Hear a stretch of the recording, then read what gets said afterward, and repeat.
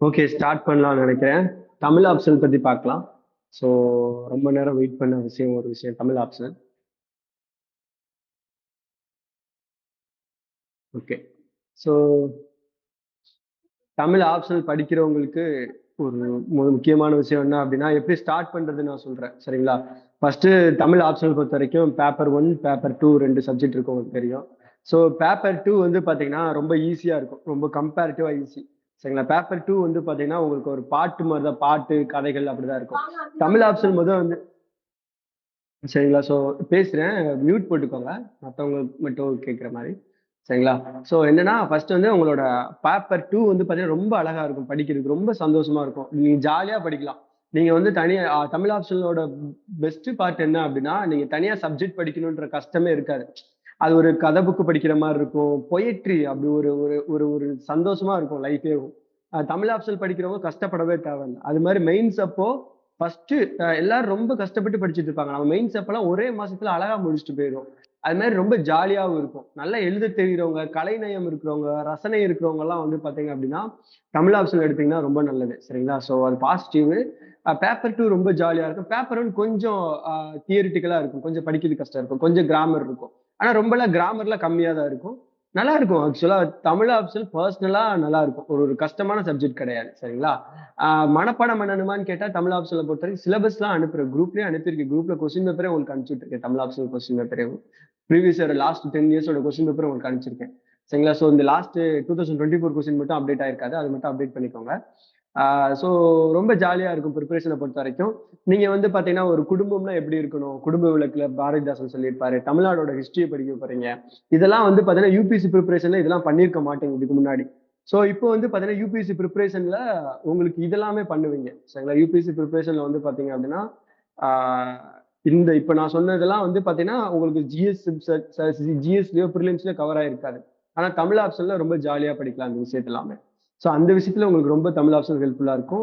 அதே மாதிரி வந்து பாத்தீங்கன்னா பேப்பர் 1 சிலபஸ் மட்டும் கொஞ்சம் கஷ்டமா இருக்கும். அது மட்டும் கொஞ்சம் பார்த்துக்கலாம். சரிங்களா? ஸோ அது மட்டும் கொஞ்சம் கொஞ்சமா தனித்தனியா ஒவ்வொரு சப்ஜெக்டா எப்படி ப்ரிப்பேர் பண்றது நம்ம பார்க்கலாம். இன்னைக்கே டிஸ்கஸ் பண்ணலாம் அதெல்லாம். சரிங்களா? ஸோ இதுதான் பேப்பர் 1, பேப்பர் 2. ஸ்டார்ட் பண்ணும்போது எப்படி ஸ்டார்ட் பண்ணலாம் அப்படின்னா, இன்னொன்னு என்ன அப்படின்னா, எப்படி ப்ரிப்பரேஷன்ல தமிழ் ஆப்ஷன்ல என்ன பிரச்சனை அப்படின்னா, தனியா படிச்சிடலாமா இல்ல மென்டார்ஷிப் வேணுமா அப்படின்ற ஒரு கொஸ்டின் வரும். சரிங்களா? தனியா படிக்கலாம். ஆனா என்ன பிரச்சனை அப்படின்னா, இப்போ புலியூர் கேசிகன்னு ஒருத்தர் இருக்காரு ஆத்தரு. ஸோ தேவிராஜ் சார் ஒரு ஆத்தரு. இந்த மாதிரி ஒவ்வொருத்தவங்க ஒவ்வொரு ஆத்தர் இருக்காங்க. அவங்க என்ன பண்ணுவாங்க அப்படின்னா, ஒரு குறுந்தொகை பாட்ட வந்து பாத்தீங்கன்னா, அவங்க வந்து அவங்களுக்கு புரிஞ்ச மீனிங்ல அதை எழுதுவாங்க. பட் ஆனா அது வந்து எல்லாரும் ஏத்துக்கிற மாதிரி இருக்காது. ஸோ நீங்க வீடியோல பாத்தீங்கன்னா பன்னீர்செல்வம் சார்னு ஒரு சார் இருப்பாரு. சரிங்களா? இளம்பகவத் சார் பன்னீர்செல்வம் சாரை வச்சு ரெக்கார்ட் பண்ணி குறுந்தொகை பாட்டெல்லாம் வந்து பாத்தீங்கன்னா போட்டிருப்பாங்க. ஸோ அந்த வீடியோலாம் பார்த்தீங்க அப்படின்னா, அது வந்து ஒவ்வொருத்தவங்க ஒவ்வொரு மாரி இன்டர்பிரட் பண்ணுவாங்க. ஆனா இதுதான் அந்த பாட்டுல இந்த வரி தான் இதுதான் மீனிங் சொல்லுது அப்படின்னு உங்களுக்கு தெரியாது. இப்ப திருக்குறளே படிச்சீங்க அப்படின்னா, திருக்குறளுக்கு பரிமேலழகர் ஒரு உரைன்னு ஒண்ணு இருக்கும். வ.உ.சி ஒரு உரை எழுதியிருப்பாரு. கலைஞர் கருணாநிதி ஒரு உரை எழுதியிருப்பாரு. ஒவ்வொருத்தவங்க ஒரு உரை எழுதியிருப்பாங்க. ஒவ்வொருத்தவங்க ஒவ்வொரு மீனிங் சொல்லுவாங்க.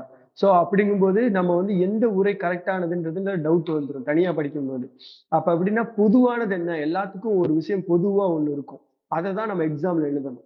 அதாவது தனியா யுனிக்கா அப்படி இருக்கிறது அத போய் எழுதிறக்கூடாது. எழுதுனீங்கன்னா மார்க் வராது. ஆனா வந்து பார்த்தீங்கன்னா, எல்லாத்துக்கும் என்ன பொதுவா இருக்கிறதோ எழுதணும். அதுதான் தனியா படிக்கிறதுல பிரச்சனை. அது இன்ஸ்டிடியூட் ஏதாவது சம்திங் ஏதோ ஒரு மென்டார்ஷிப் ப்ராப்பரா ஒரு கிளாஸ் அட்டெண்ட் பண்ணீங்க அப்படின்னா, அந்த இடத்துல வந்து பார்த்தீங்கன்னா, உங்களுக்கு வந்து அ அந்த இடத்துல உங்களுக்கு என்ன அப்படின்னா, உங்களுக்கு வந்து தெளிவா சொல்லிக் குடுத்துருவாங்க. ஸோ தேங்க்ஸ்க்கா. ஸோ என்னன்னா, உங்களுக்கு வந்து பார்த்தீங்கன்னா, எப்படி ப்ரிப்பேர் பண்ணணும்? அதாவது ஒவ்வொரு பாட்டோட வரிய வந்து மீனிங் வந்து பார்த்தீங்கன்னா, அழகா சொல்லிக் குடுத்துருவாங்க. ஸோ அந்த வரி சொல்லிக் குடுத்துட்டாங்க அப்படின்னா, அத நீங்க கரெக்ட்டா ஃபாலோ பண்ணிக்கலாம். இல்லன்னா சரியான புத்தகம் வாங்கி படிக்கணும். ஸோ எனக்கு தெரிஞ்சு நல்ல ரிசோர்ஸ் அப்படின்னா, அ எனக்கு தெரிஞ்சு நான் ரெக்கமெண்ட் பண்றது திரும்பி திரும்பி நான் சொல்லிட்டேன்.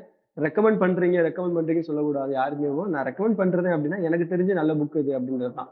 பெஸ்ட் புக் தான் நான் சொல்றேன். எந்த விதத்தையும் யார்ட்டயும் வந்து பார்த்தீங்கன்னா, நம்ம ஒரு ப்ரொமோட்லாம் பண்ணல. அட்வர்டைஸ்மென்ட்லாம் பண்ணல. தேவிராஜ் சாரு நல்ல ஒரு ஸ்காலர். சரிங்களா? தமிழ்ல பழம் தின்னவர் அப்படின்ற மாரி சொல்லலாம். ரொம்ப ஒரு பழைய ஒரு ஸ்காலரு. பெரிய ஒரு அவரோட புக் வந்து பார்த்தீங்க அப்படின்னா, தேவிராஜ் சாரோட பேப்பர் 1க்கு, பேப்பர் 1க்கு நெறைய புக் போட்டிருக்காரு. பேப்பர் 2க்கு ஒவ்வொரு குறுந்தொகை, சிலப்பதிகாரத்துக்கு அவங்க ஒய்ஃப் எழுதின புக் இருக்கும். தேவிரா சாரோட ஒய்ஃப் எழுதியிருப்பாங்க. அவங்களும் தமிழ் ஸ்காலர் தான். எல்லாருமே அவங்க ஃபேமிலி ஆஃப் தமிழ் ஸ்காலர்ஸ் தான். ஸோ அவங்க எழுதின புக் எல்லாமே அவ்வளோ அருமையா இருக்கும். கண்டிப்பா தேவிரா சாரோட புக்கு கிட்டத்தட்ட ஒரு 10, 12 புக்கு இருக்கும். 12 புக்குக்கு மேல இருக்கு. தமிழ் ஆப்ஷனுக்கு அவரோட புக்கு நான் ரெக்கமெண்ட் பண்ணுவேன். சரிங்களா? நீங்க வந்து பாத்தீங்கன்னா ஸ்டாண்டர்ட் புக் லைக் புலியூர் கேசிகர் எல்லாம் பொதுவான ஆளு. அவங்க புக்கை போய் படிச்சீங்கன்னா ஒண்ணுமே புரியாது. என்ன எழுதியிருக்காருன்னே புரியாது. ஈவன் திருக்குறளுக்கு கூட தேவராஜ் சார் புக் வாங்கி படிக்கலாம். ஸோ அவ்வளோ அருமையா நம்ம யூபிஎஸ்சி எக்ஸாமுக்கு என்ன தேவையோ அதுக்கேற்ற மாதிரி அனலைஸ் பண்ணி எழுதியிருப்பாரு. அது நல்லா இருக்கும். சரிங்களா? ஸோ அதனால அதெல்லாம் படிச்சீங்கன்னா தான் உங்களுக்கு என்ன பிரச்சனை இருக்காது அப்படின்னா புரிதல்ல பிரச்சனை இருக்காது. ஒரு பாட்டு இப்ப குறுந்தொகை பாட்டு புறநானூறுல ஒரு பாட்டு படிக்கிறீங்கன்னா புரிஞ்சுக்கிறது அதை தெளிவா அதை அனலைஸ் பண்ற கெப்பாசிட்டி இதெல்லாம் எப்போ வளரும் அப்படின்னா ஒரு கேள்விக்கு பதில் தெரியணும் அப்படின்னா அதை அனலைஸ் பண்ண தெரியணும். இப்போ குருபீடத்துல ஒரு கதை இருக்கு, ஒரு சின்ன கதை இருக்கு. பிச்சைக்காரன் கதைன்னு ஒரு கதை இருக்கும். அந்த பிச்சைக்காரன் கதையில வந்து பாத்தீங்கன்னா அவனுக்கு என்ன பிரச்சனை இருக்குன்னு ஒரு கதையா படிச்சுட்டு போயிருவீங்க. அதை அனலைஸ் பண்ணி சொல்லுங்க. பிச்சைக்காரனோட மனநிலையை பற்றி ஆராய்ச்சி எழுதுக, பிச்சைக்காரனோட சமூக சிந்தனையை பற்றி எழுதுகன்னு கொஸ்டின் கேட்பாங்க. அவன் சமூக சிந்தனைக்கு நமக்கு என்ன தெரியும், கதை தாண்டா படிச்சேன், சமூக சிந்தனையை கேட்டீங்கன்னா எனக்கு எப்படி தெரியும் அப்படின்னு ஒரு கேள்வி இருக்கும். சோ அப்போ எப்படி ஒரு கதையை ஆராய்ச்சி பண்ணணும், ஒரு கதையை எப்படி நுணுகி ஆராயணும் அப்படின்ற விஷயங்கள்லாம் இந்த புக்ல அழகா இருக்கும், நம்ம தேவிராஜ் சார் புக்ல. அப்படி இல்லைன்னா கூட நான் முடிஞ்சிச்சுன்னா என்னால முடிஞ்சு அப்படின்னா நான் டிஸ்கஷன் பண்ணி வீடியோஸ் போடுறேன். சரிங்களா? ஸோ அது பாருங்க. ஸோ இது மாதிரி வந்து பாத்தீங்கன்னா ஒரு சின்ன ஒரு மென்டார்ஷிப் வேணும். இன்கேஸ் மென்டார்ஷிப் இல்லாத பட்சம் தப்பு கிடையாது. மென்டார்ஷிப் இல்லைன்னா பிரச்சனை. ஆனா மென்டார்ஷிப் வேணுன்றதுல ரொம்ப முக்கியமான விஷயம் என்ன அப்படின்னா நம்ம எழுதுறது கரெக்டா அப்படின்றது நமக்கு தெரியணும். சரிங்களா? இப்ப பேப்பர் ஒன்னுக்கு ஆன்சர் எழுதுறீங்க. ஒரு பேப்பர் ஒன்னுக்கோ பேப்பர் டூக்கோ ஒரு கொஸ்டின் கேட்டிருக்காங்கன்னு வச்சுக்கோங்களேன். குறுந்தொகையில உவமை நயங்களை எழுதுங்க அப்படின்னு கேட்டிருக்காங்க. உவமை நயங்கள் குறுந்தொகையில எழுதுங்கன்னு கேட்கும்போது எத்தனை உவமை நயம் எழுதணும்? 10 மார்க் கொஸ்டினுக்கு எத்தனை எழுதணும்? எத்தனை எழுதினா நல்லா இருக்கும்? இல்ல ஒன்னு எழுதி அதை டீட்டெயிலா எழுதலாமா அப்படின்னு நிறைய பேருக்கு ஒரு டவுட் இருக்கும். சோ அதெல்லாம் வந்து பாத்தீங்க அப்படின்னா நமக்கு வந்து யார்கிட்ட போய் கேட்கறது அப்படின்னு பிரச்சனை. All India civil service coaching centre போனீங்கன்னா அங்க உங்களுக்கு தர்மராஜன் சார் வருவாரு. அவரே உங்களுக்கு சூப்பரா சொல்லி தருவாரு. ஆபீசர் எக்ஸாம்ல கிளாஸ் எடுத்துட்டு இருக்காரு தர்மராஜன் சார்.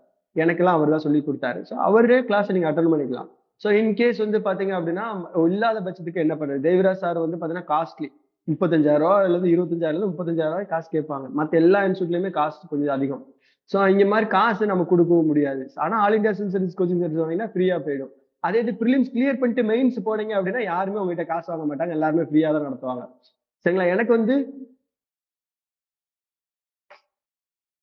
பாத்தீங்கன்னா நான் வந்து ப்ரிலிம்ஸ் அப்ப எனக்கு வந்து பாத்தீங்கன்னா நான் இந்த ஃப்ரீ கிளாஸஸ் அட்டன் பண்ணேன். சார் ஆர்வம் ஃபோக்கஸ் ஐஸ் அகாடமின்னு சொல்லிட்டு சிவகுமரன் சார் இருக்காரு. அவர் தான் ஃப்ரீயா கிளாஸ் எடுத்துட்டு இருந்தார் தமிழ் ஆப்ஷனுக்கு. ஸோ அவர்கிட்ட போயிட்டு தமிழ் ஆப்ஷனல் கிளாஸ் கத்துக்கிட்டோம் நம்ம. சரிங்களா? பட் ஆனா மெயின்ஸ்க்கு அப்புறம் வந்து பாத்தீங்கன்னா all India civil service coaching class எடுத்தாங்க, அங்க கத்துக்கிட்டேன். ஸோ எங்கேயுமே காசு கொடுக்கல. காசு கொடுத்தா தேவிராஜ் சார்ட்டே நான் கிளாஸ் போயிருப்பேன். ஸோ அவரோட கிளாஸ் நல்லா இருக்கும். அதுக்கு முன்னாடி நாகு ஐயா அப்படின்னு ஒருத்தர் இருக்காரு. நாகு அப்படின்னு சொல்லிட்டு நாகராஜன் சார்ன்னு நினைக்கிறேன் அவரோட பேர். அவர் ஷார்ட்டா நாகுன்னு சொல்லுவாங்க. அவருக்குலாம் 90 வயசு இருக்கும். ரொம்ப ரொம்ப பழைய பழைய ஆளு. இவர் வரதராசனார் உங்களுக்கு யாருக்காவது தெரியுமான்னு தெரியல. வரதராசனார்னு ஒருத்தர் இருக்காரு. அவரோட ஸ்டூடெண்ட். ஸோ அப்ப அவ எவ்வளவு பழைய ஆளுன்னு தெரியுமா? அவ்வளவு பழைய ஆள் அவரு. அவர் இருந்தாரு, சென்னையில தான் இருந்தாரு. இப்போ அப்பப்ப அடிக்கடி ஃபாரின் போவார். ரொம்ப தமிழ்ல பெரிய ஆள், தமிழ்ல பெரிய ஸ்காலர். அவரு தமிழ் ஆப்ஷனல் கிளாஸ் எடுத்துட்டு இருந்தாரு. ஃப்ரீயா தான் எடுப்பாரு. அவர் காசு வாங்க மாட்டாரு. சரிங்களா? அவர் காசு வாங்காம ஃப்ரீயா தான் எடுத்துட்டு இருப்பாரு. அவரோட ஆடியோ, அவர் கிளாஸ் எடுத்த ஆடியோ ரெக்கார்ட் பண்ணி குரூப்ல இருக்கு. நான் உங்களுக்கு ஷேர் பண்றேன். அந்த ஆடியோ பாத்தீங்கன்னா அவர் எல்லா சப்ஜெக்ட்டுமே கத்துப்பாரு. அவர் என்னன்னா சூப்பரா இருக்கும். அவரோட கிளாஸ் வந்து அல்டிமேட்டா இருக்கும். சரிங்களா? Because they are scholars. அந்த வீடியோ அந்த ஆடியோ ஷேர் பண்றேன். அந்த ஆடியோ நீங்க கேட்கலாம். கேட்டுட்டு என்ன சொல்ற அவர் 2 புக்கு எழுதியிருப்பாரு. பேப்பர் 1க்கும் பேப்பர் 2க்கும் 2க்கும் தனித்தனியா புக் எழுதியிருப்பாரு. அந்த புக்கையும் நீங்க ரெஃபர் பண்ணலாம். சரிங்களா? சோ ரெஃபர் பண்ணி ஒரு கொஸ்டினுக்கு எப்படி ஆன்சர் எழுதணும் அப்படின்றத ஐடென்டிஃபை பண்ணுங்க. எவ்வளவு எழுதணும் எவ்வளவு எழுதக்கூடாதுன்றதை ஐடென்டிஃபை பண்ணுங்க. படிங்க. சரிங்களா? படிச்சு அதுல என்ன சொல்லியிருக்காங்கன்றத புரிஞ்சுக்கோங்க. இதுதான் ரொம்ப முக்கியம். சரிங்களா? அதே மாதிரி வந்து பாத்தீங்க அப்படின்னா சார் தமிழ் ஆப்ஷனலுக்கு எப்படி படிக்கிறதுன்னு கேட்டா தமிழ் ஆப்ஷன்ல இப்ப நீங்க தொல்காப்பியத்தை எடுத்து உட்காந்துருக்கீங்க அப்படின்னா தொல்காப்பியம் கேள்வியில யூபிஎஸ்சில எத்தனை கொஸ்டின் கேட்டிருக்காங்க? நான் உங்களுக்கு ஒரு பிடிஎஃப் அனுப்புனேன்னு நினைக்கிறேன். குரூப்ல இருக்கு, எல்லாருமே பாருங்க. கண்டிப்பா நான் அனுப்பிச்சிருக்கேன். பிவிக்யூல வந்து பாத்தீங்கன்னா ப்ரீவியஸ் இயர் கொஸ்டின் தொல்காப்பியத்துல மட்டும் கடந்த ஒரு 10 வருஷமா என்ன கேள்வி கேட்டாங்கன்னு சொல்லிட்டு நான் குரூப்ல ஷேர் பண்ணிருக்கேன். அந்த 10 வருஷத்துக்கு ஆன்சர் ப்ரிப்பேர் பண்ணீங்கனாலே போதும், வேற எதுவும் படிக்க வேண்டாம். உங்களோட ப்ரிப்பரேஷன் 90% ஓவர். ப்ரீவியஸ் இயர் கொஸ்டினுக்கு இன்ட்ரோடக்ஷன், கன்க்ளூஷன்ஸ் உள்ள என்னென்ன எழுதணும், எத்தனை பாயிண்ட் எழுதணும்னு சொல்லிட்டு ப்ரீவியஸ் இயர் கொஸ்டினுக்கு ஆன்சர் எழுதி ஒரு புக் ரெடி பண்ணீங்கனாலே உங்களோட ப்ரிப்பரேஷன் ஓவர். எதுக்கு? தமிழ் ஆப்ஷன். அவ்வளவுதான், வேற எதுவுமே படிக்க வேண்டாம். நான் ஆணித்தரமா சொல்றேன். இந்த வருஷம் கூட 2024 நான் கிளியர் பண்ண எக்ஸாம்ல மெயின்ஸ்ல வந்து பாத்தீங்கன்னா தமிழ் ஆப்ஷன்ல கேட்ட கேள்வியில 95% of question previous year question அப்படியே டிட்டோ பண்ணி கேட்டிருக்காங்க. எதுவுமே புதுசா கேட்கல. நீங்க வேணா செக் பண்ணி பாருங்க. 95%. சோ அப்ப என்ன அர்த்தம் அப்படின்னா ஒரு கொஸ்டின் 2 கொஸ்டின் தாங்க மாறும். மேக்ஸிமம் அப்படியே தாங்க. இப்ப வருஷம் வருஷம் இதான் நடக்கும். ப்ரீவியஸ் இயர் கொஸ்டின் யாரும் படிக்கிறதே கிடையாது. அது ஒரு பிரச்சனை. ப்ரீவியஸ் இயர் கொஸ்டினுக்கு ஆன்சர் யாரும் சரியா எழுதவும் தெரியாது. ஏன்னா அதை எடுத்து எழுதுறது அவ்வளவு ஈஸி கிடையாது. சரிங்களா? அதை தேடி கண்டுபிடிச்சு எழுதணும். நான் வந்து கோவிட்-19 அப்போ நானும் என் ஃப்ரெண்டும் சேர்ந்து நாங்க வந்து ஒர்க் பண்ணோம். சேர்ந்து நானும் சேர்ந்து அவன் ஒரு 10 கொஸ்டின் ஒர்க் பண்ணுவான், ஆன்சர் ரெடி பண்ணுவான். நான் ஒரு 10 கொஸ்டின் வந்து ஆன்சர் ரெடி பண்ணுவோம். 2 பேரும் மாத்தி மாத்தி வந்து ஒர்க் பண்ணதுனால எங்களுக்கு பிரச்சனை கிடையாது. சரிங்களா? ஸோ ஏதாவது டவுட்னா அங்க கிளாரிஃபை பண்ணிப்போம். ஏதாவது ஒரு டவுட் 2 பேரும் மாத்தி மாத்தி கேட்டு டவுட் பண்ணிப்போம். நோட்ஸ் எடுப்போம். அவன் என் நோட்ஸ் அவனுக்கு ஷேர் பண்ணுவான். அவன் நோட்ஸ் எனக்கு ஷேர் பண்ணுவான். சரிங்களா? ஸோ இந்த மாதிரி படிச்சதுனால எங்களுக்கு ஹெல்ப்ஃபுல்லா இருந்துச்சு. ஸோ அதனால இப்படி படிக்கிறதே நோட்ஸ் ப்ரீவியஸ் இயர் கொஸ்டின்ஸ்க்கு ஆன்சர் ரெடி பண்ணணும். அது மட்டும் ரெடி பண்ணிக்கலாம். சரிங்களா? அதே மாதிரி வந்து பாத்தீங்கன்னா ப்ரீவியஸ் இயர் கொஸ்டினோட இம்பார்ட்டன்ஸ் சொல்லிட்டு சிலபஸ் சொல்லி பத்தி பேசியாச்சு. ஸோ பிளான் என்ன அப்படின்னா ப்ரீவியஸ் இயர் கொஸ்டின்ஸை ப்ராப்பரா ப்ரிப்பேர் பண்ணுங்க. எழுதி யார்கிட்ட மென்டார்ட்ட கொடுத்து நம்ம கரெக்டா எழுதுறோமா அப்படின்றத செக் பண்ணிக்கோங்க. அது ரொம்ப ரொம்ப முக்கியம். சரிங்களா? என்னால முடிஞ்சா டைம் இருந்துச்சு அப்படின்னா இனிஷியேட் பண்றேன். பிகாஸ் ஆல்ரெடி ரொம்ப டம்ப் பண்ணிக்கிறேன். நானேவும் நிறைய ஒர்க் நானே என் தலையில எடுத்து ஏத்திக்கிறேன். என்னாலே தாங்க முடியல, தூக்க முடியல. அவ்வளவு வேலையா போயிடுது. சரிங்களா? முடிஞ்ச அளவுக்கு என்னால முடிஞ்சா நான் அதையுமே எடுத்து பண்றேன். சரிங்களா? தமிழ் ஆப்ஷனுக்கு வந்து பாத்தீங்கன்னா உங்க பேப்பர் எந்த லெவலுக்கு இருக்குன்னு சொல்லிட்டு ஒரு இனிஷியேட் பண்ணலாம். பட் ஆனா இனிஷியேட் பண்ணாலும் ஒரு மினிமலிஸ்டிக்கா ஒரு இனிஷியேட் பண்றேன். எப்படி பண்ணலாம்னு சொல்லி நான் பின்னாடி பிளான் பண்றேன். சரிங்களா? ஸோ ஆன்சர் ரைட்டிங் தான் ரொம்ப ரொம்ப முக்கியம். மத்தவங்களோட நம்ம பெஸ்ட்டா எழுதினா மார்க் வரும் அவ்வளவுதான். ஸோ மெயின்ஸ்ல பொறுத்த வரைக்கும். ஸோ எப்படி எழுதணும் கிளாரிட்டின்றது ரொம்ப முக்கியம். பேப்பர் 2ல பொறுத்த வரைக்கும் ஸோ கதைகளா இருக்கிறதுனால நான் அனுப்பிச்சிட்டேனே உங்களுக்கு குரூப்ல. அப்புறம் அப்புறம் என்ன? சரிங்களா? குரூப்ல ப்ரீவியஸ் கொஸ்டின் அனுப்பிச்சிருக்கேன். பாத்துக்கோங்க. Okay. Previous year question notes ஆன்சருக்கு நான் 1, 2 காப்பி அனுப்புறேன். சரிங்களா? நான் 1 அனுப்புறேன். மொத்தம் எப்படிலாம் எழுதணும், ப்ரிப்பேர் பண்ணணும்னு சொல்லிட்டு நான் அனுப்புறேன். இன்னும் உங்களுக்கு குரூப்ல அந்த மாதிரி உங்களெல்லாம் எழுத வச்சு அதெல்லாம் கரெக்ட் பண்றதுக்கு நான் 2 மாதிரி செட் பண்றேன். செல்ஃப் கரெக்ஷன்ஸ்க்கும் செட் பண்றேன். உங்களுக்கே தெரியும் எது பெஸ்ட் இல்ல அப்படின்ட்டு. நான் செக் பண்றேன். அந்த விஷயங்கள் கொஞ்சம் நான் பார்க்குறேன். இந்த நீங்க எழுதுற ஆன்சர்ஸ நான் கரெக்ட் பண்ணி தரேன். சரிங்களா? ஸோ அதுக்கு ஏதாவது இனிஷியேட் பண்றேன். நான் நெக்ஸ்ட் குரூப்ப ஃபாலோ பண்ணிட்டுருங்க. சரிங்களா? ஸோ ப்ரீவியஸ் இயர் கொஸ்டினோட முக்கியம். பிளான பொறுத்த வரைக்கும் பேப்பர் 2ல இருந்து படிக்க ஆரம்பிங்க. பேப்பர் 2ல கதைகள்லாம் படிக்க முடியுங்க. அப்புறம் கொஞ்சம் கொஞ்சமா அனாலிசிஸ் கத்துக்கோங்க. நாகு ஐயாவோட ஆடியோ ஃப்ரீயா இருக்கு. அதை கேளுங்க. அவர் கொடுத்த அந்த பேப்பர் 1, பேப்பர் 2 2 புக் இருக்கும். அட்லீஸ்ட் ஒன்ஸாவது அதை ரீட் பண்ணி முடிங்க. அட்லீஸ்ட் பேப்பர் 2 அவர் புக்கை ரீட் பண்ணி முடிங்க. தேவிதிரா சார் புக்கு பொதுவா என்ன பண்ணுவாருன்னா அவர் கிளாஸ் அட்டன் பண்றவங்களுக்கு மட்டும் தான் புக் கொடுப்பாரு. மற்ற ஆளுங்களுக்கு கொடுக்க மாட்டார் புக்கு. அவர் புக் எங்க கிடைச்சாலும் ஜெராக்ஸா போட்டு எடுத்து வச்சுக்கோங்க. அது ஜெராக்ஸ் போட்டு எடுத்து வச்சுக்கிட்டீங்கன்னா அது ரொம்ப முக்கியமான புக்கு. ஸோ கிடைச்சாலே பெரிய விஷயம். அந்த புக்கெல்லாம் கிடைச்சு 12 புக்லாம் என்னாலே கலெக்ட் பண்ண முடியல. நான் சென்னையில இருக்கேன், இவ்வளவு நாள் இருக்கேன். அவர் புக் மட்டும் கிடைக்காது எனக்கு. ஸோ நான் பொதுவா ரிஸ்க் எடுக்கல. ஏன்னா நான் சொந்தமா படிச்சு நோட்ஸ் எல்லாம் எடுத்து முடிச்சதுக்கு அப்புறம் தான் அவர் புக்கோட அருமை எனக்கு தெரிஞ்சு பின்னாடி. ஸோ அதுக்கப்புறம் ரிஸ்க் எடுக்கணும்னு எனக்கு தோணல. சரிங்களா? ஸோ அதனால தமிழ் ஆப்ஷன்ல பொறுத்த வரைக்கும் அவரோட புக்கு கிடைச்சி வாங்கி ப்ரிப்பேர் பண்ணீங்கன்னா நல்லா இருக்கும். இன்னொன்று வந்து பார்த்தீங்கன்னா நம்மளோட யூபி வெப்சைட்ல அமேசான்ல ஆர் சம்திங் அமேசான்லயோ பிளிப்கார்ட்லயோ சக்தி பப்ளிகேஷன் சொல்லிட்டு தமிழ் ஆப்ஷனுக்கு ஒரு புக் இருக்கும். சரிங்களா? அந்த சக்தி பப்ளிகேஷன் வாங்கி படிச்சுக்கிட்டீங்க அப்படின்னா அதுல வந்து பாத்தீங்கன்னா தமிழ் ஆப்ஷனுக்கு ஒரு 2 புக்கு சின்ன சின்ன புக் இருக்கும். அதுவும் எப்படி அனலைஸ் பண்ணணும்னு சொல்லிட்டு ஒரு புக் இருக்கும். அது நல்லா இருக்கும். கொஞ்சம் ஈஸியா தான் இருக்கும். புக்கோட ரேட்டும் கம்மி தான். அந்த புக் வாங்கிக்கலாம். எல்லா தமிழ் ஆப்ஷனல் பசங்களும் அந்த புக்கை வாங்கி படிச்சிருப்பாங்க. வாங்கி படிச்சுக்கோங்க. சரிங்களா? ப்ரீவியஸ் இயர் புக்குக்கு நான் அனுப்பிச்சிருக்கேன். ப்ரீவியஸ் இயர் கொஸ்டின் போட்டு ஆன்சர் ப்ரிப்பேர் பண்ணுங்க. வேற என்ன அப்படின்னா புக்கோட லிஸ்ட் நான் குரூப்ல அனுப்பிச்சிருக்கேன். நான் அண்டர்லைன் பண்ணியிருப்பேன். ரெட் கலர் மார்க் பண்ணி நம்ம குரூப்ல அனுப்பிச்சிருக்கேன். ஸோ அந்த புக் மட்டும் படிங்க. எல்லா புக்கையும் படிக்கணும்னு அவசியம் கிடையாது. அந்த புக் மட்டும் கடையில வாங்கிக்கோங்க. ஸோ அந்த கீழே 5 திணை பதிப்பகம் சொல்லிட்டு ஃபோன் நம்பர் இருக்கும். அவர்கிட்ட கால் பண்ணீங்கன்னா எல்லா புக்கும் உங்க வீட்டுக்கு அனுப்பிச்சு விட்டுருவாரு. கொரியர் காசு மட்டும் தான் கேட்பாரு. ஸோ நீங்க எங்க இருந்தாலும் அந்த புக்கை வாங்கிக்கலாம். சரிங்களா? ஸோ புக்கை பொறுத்த வரைக்கும் இதுதான். புக்கோட லிஸ்ட் புக்கை பத்தியே வந்து பாத்தீங்கன்னா ஒவ்வொரு புக்லயும் ஏதாவது ஒரு டவுட் இருந்துச்சுன்னா இந்த புக்ல எல்லா புக்குமே எல்லாமே படிக்க தேவையில்லை. ஸோ இலக்கிய வரலாறுலாம் நான் வந்து தமிழ்நாடு ஸ்கூல் புக்கு டிஎன்பிசிக்கு கொஞ்சம் படிச்சதுனால கொஞ்சம் இலக்கிய வரலாறுலாம் எனக்கு கொஞ்சம் ஓரளவு தெரியும்.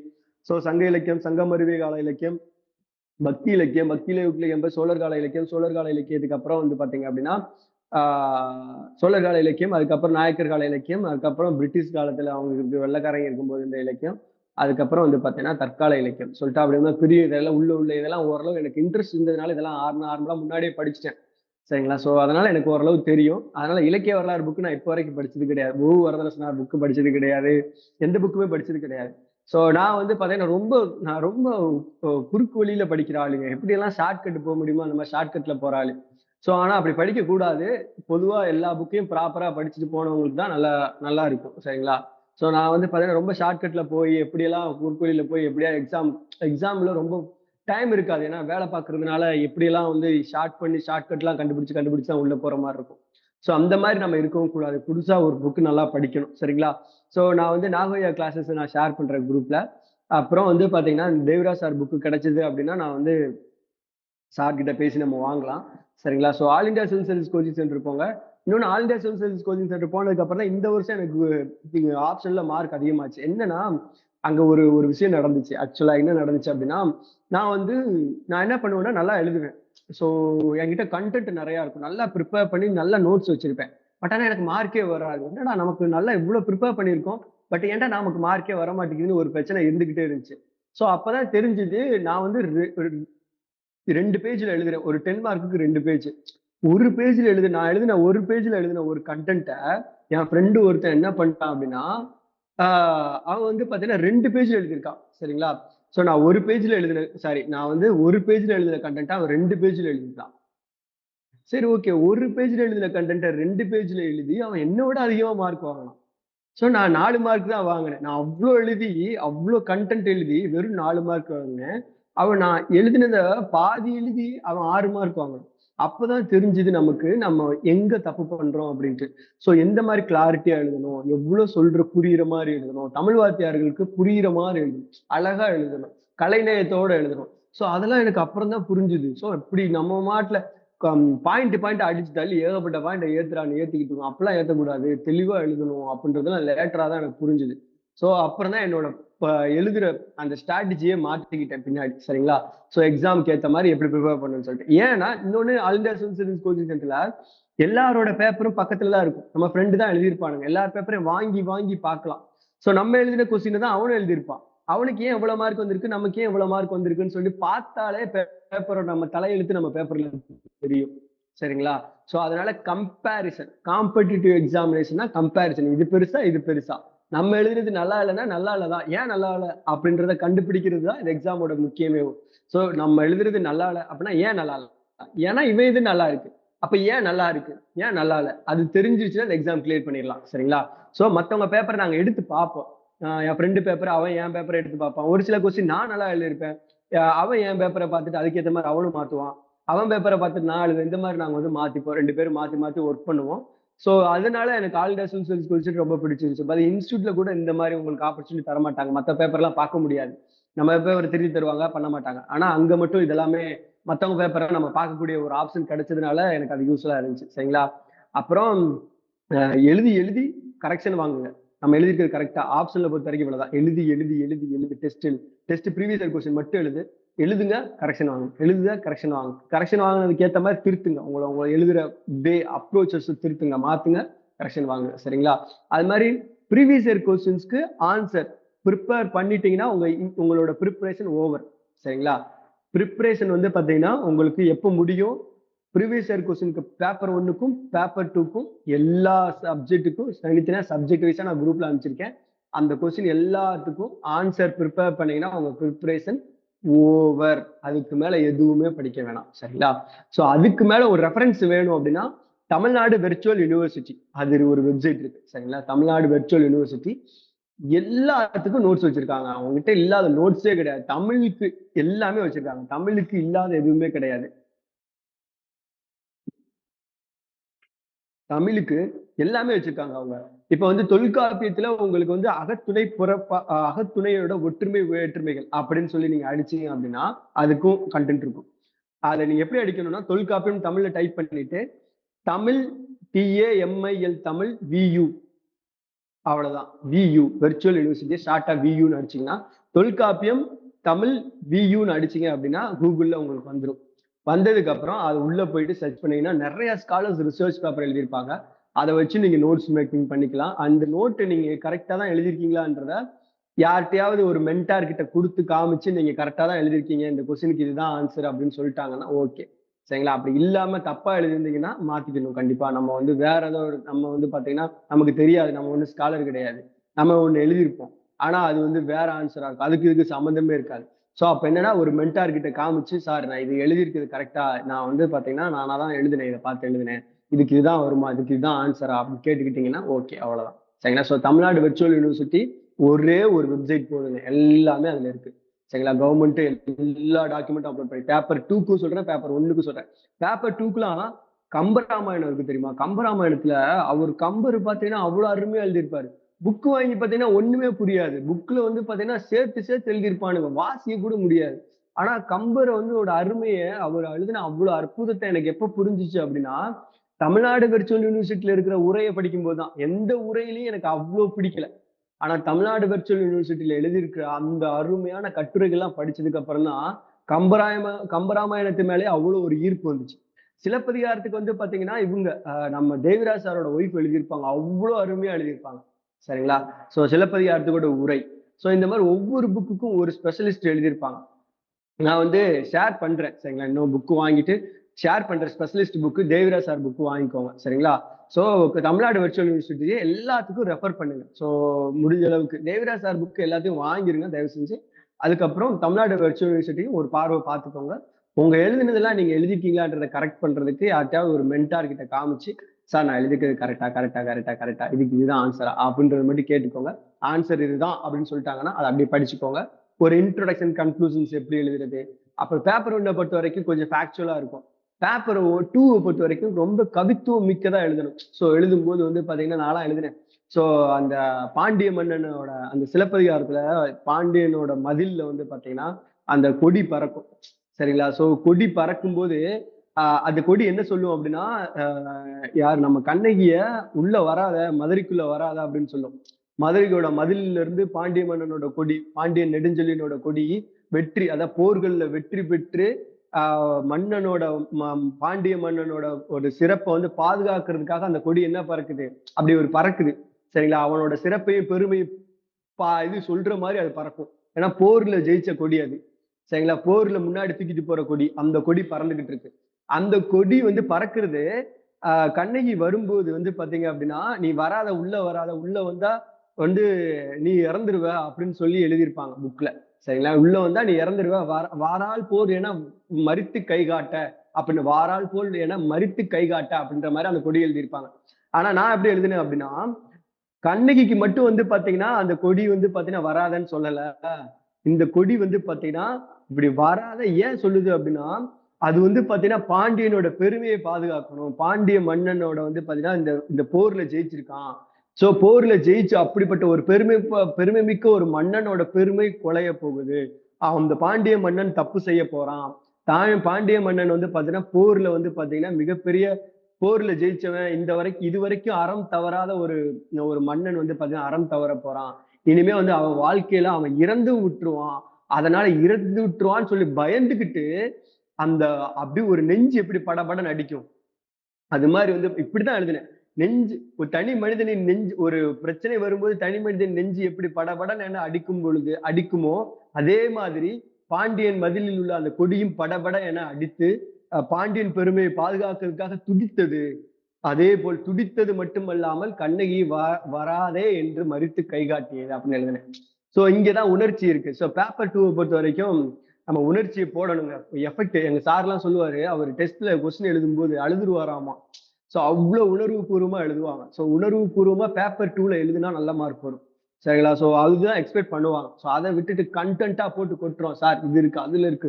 திருவள்ளுவர் இப்படி சொல்லியிருக்காரு, அப்படி சொல்லியிருக்காரு அப்படின்னு சொல்றத விட, இந்த மாரி ஒரு உணர்ச்சி பூர்வமா ஒரு பாட்டுலாம் வந்து பாத்தீங்கன்னா, "கொங்குதேர் வாழ்க்கை அஞ்சிரு தும்பி காமம் செப்பாது கண்டல் முடியுமோ" பட்டுப்போய். அதெல்லாம் வந்து பாத்தீங்கன்னா, அந்த பாட்டெல்லாம் வந்து பாத்தீங்கன்னா, ஒரு எவ்ளோ அருமையான பாட்ட, அந்த பாட்டோட அந்த அப்படியே இது என்னது உ நெறைய பாட்டு இருக்குங்க. நெறைய பாட்ட என்னால சொல்ல முடியல.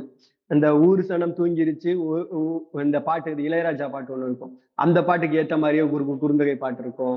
சரிங்களா? ஸோ இந்த மாரி எல்லாம் வந்து பாத்தீங்கன்னா, ஆப்ஷன்ல பொறுத்தவரைக்கும் ஆ பாத்தீங்கன்னா, என்னோட ஆப்ஷனல் மார்க் கேட்டே இருக்கீங்க. ஆக்சுவலா ஆப்ஷனல் இந்த வருஷம் போட்டது எல்லாரும் ஸ்கேலிங் பண்ணி எல்லாருக்கும் போட்டாங்க. இந்த வருஷம் வந்து பாத்தீங்கன்னா, கிளியர் பண்ணதுல எல்லாருமே 240ல இருந்து 254 வரைக்கும் தான் போட்டிருக்காங்க மார்க் எல்லாருக்கும். சரிங்களா. எக்ஸப்ட் ஜிஜிக்கு மட்டும் வந்து பார்த்தீங்கன்னா 270 போட்டிருக்கதா சொன்னாங்க. ஆனா மார்க் ஷீட் அவங்க மார்க் ஷீட் கிடைக்கல. மார்க் ஷீட் கிடைச்சா பார்க்கலாம். சரிங்களா. ஸோ எல்லாருமே யாருமே 254 தான் ஹையஸ்ட் மார்க். அதுக்கப்புறம் ஜிஜி மார்க்கோடது 270 டு 280 சொல்றாங்க. சரிங்களா. பட் ஆனா அவங்க மார்க் ஷீட் நாங்க இன்னும் பார்த்தது இல்ல. 242 254 எல்லாருமே வந்து ஸ்கேல் பண்ணி ஒரே லெவல்ல வச்சுட்டாங்க. அதிகமாகவும் போடல, கம்மியாகவும் போடல. ஸோ என்னோட மார்க் வந்து 254 தான் எடுத்தேன் நான். சரிங்களா. ஸோ என்னோட மார்க் வந்து பாத்தீங்கன்னா ஜிஜிக்கு அடுத்த மார்க். ஸோ ஸ்கேலிங் பண்றது அப்படின்னா யூபிஎஸ்சி வந்து பாத்தீங்கன்னா பண்ணுவாங்க. ஸோ எதுக்காக பண்றாங்கன்னு தெரியாது. ஸோ இந்த வாட்டி நாங்க தமிழ்ல எழுதின மெயின்ஸ் எழுதின எல்லாருக்குமே இது எஸ்ஏல வந்து பாத்தீங்கன்னா 101 மார்க் தான் போட்டாங்க. ஸோ இந்த மாதிரி ஏன் போடுவாங்க, எதுக்கு யூபிஎஸ்சி இந்த மாதிரி வந்து ஃபிக்ஸ் பண்றாங்கன்னு தெரியாது. சில நேரம் எல்லாரையும் தூக்கி ஒரே கேட்டகரியில போட்டு ஒரே மார்க் போட்டு விட்டுருவானுங்க. ஏன் போடுறான்னு 6 பேருக்கு 101 மார்க் தான் போட்டிருக்காங்க. ஸோ நல்லா எழுதினாலும் 101 தான், நல்லா எழுதினாலும் 101 தான். ஏன் தான் அப்படி போட்டாங்கன்னு தெரியல. ஸோ அது போய் கேள்வி கேட்க முடியாது. இந்த மாதிரி நிறைய பஞ்சாயத்து இருக்கு. நீ உள்ள வந்தா தெரியும். நமக்கு தேவை என்ன இப்படி மார்க் போட, நமக்கு தேவை நல்லா படிக்கணும், அவ்வளவுதான். நல்லா படிச்சுட்டு போங்க எக்ஸாமுக்கு. உங்களால முடிஞ்சதை பண்ணுங்க. யூபிஎஸ்சி என்ன பண்றாங்க, எப்படி பண்றாங்கன்றத ஆராய்ச்சி பண்றது உங்க வேலை கிடையாது. நல்லா எழுதுனா நல்ல மார்க் வரும், பாஸ் ஆகும்னு ஒரு நம்பிக்கையோட படிக்க வேண்டியதான். அதான் நம்ம கடமை. சரிங்களா. அந்த ஸ்கேலிங் பத்தியான ஆராய்ச்சி வேணாம். அதுவே ஒரு தியரி. அதை பத்தியான டீட்டெயிலா நம்ம பத்தி தெரிஞ்சுக்கவும் வேண்டாம். ஸோ தமிழ் ஆப்ஷனுக்கு இதுதான் நம்ம சொன்னது. பிஒய்க்யூஸ் பத்தி நான் சொன்னது, சிலபஸ் பத்தி சொல்றது, எப்படி ப்ரிப்பேர் பண்ணணும்னு சொன்னது. ஸோ புக்ஸ் படிங்க, நீங்க எழுதுனது கரெக்டான்றதை செக் பண்ணுங்க கண்டினியூஸா. முடிஞ்சா நான் ஒரு ஆன்சர் எழுதுறதுக்கு ஒரு இனிஷியேட்டிவ் பண்றேன். பேப்பர் இது ஆப்ஷனலுக்கு நான் எல்லாமே ஃப்ரீயா தான் பண்ணுவேன். எதையுமே காசு கொடுத்து வாங்க மாட்டேன், யாரையும் ப்ரொமோட் பண்ணவும் மாட்டேன். ஸோ எதுவுமே எனக்கு காசு தேவையும் கிடையாது.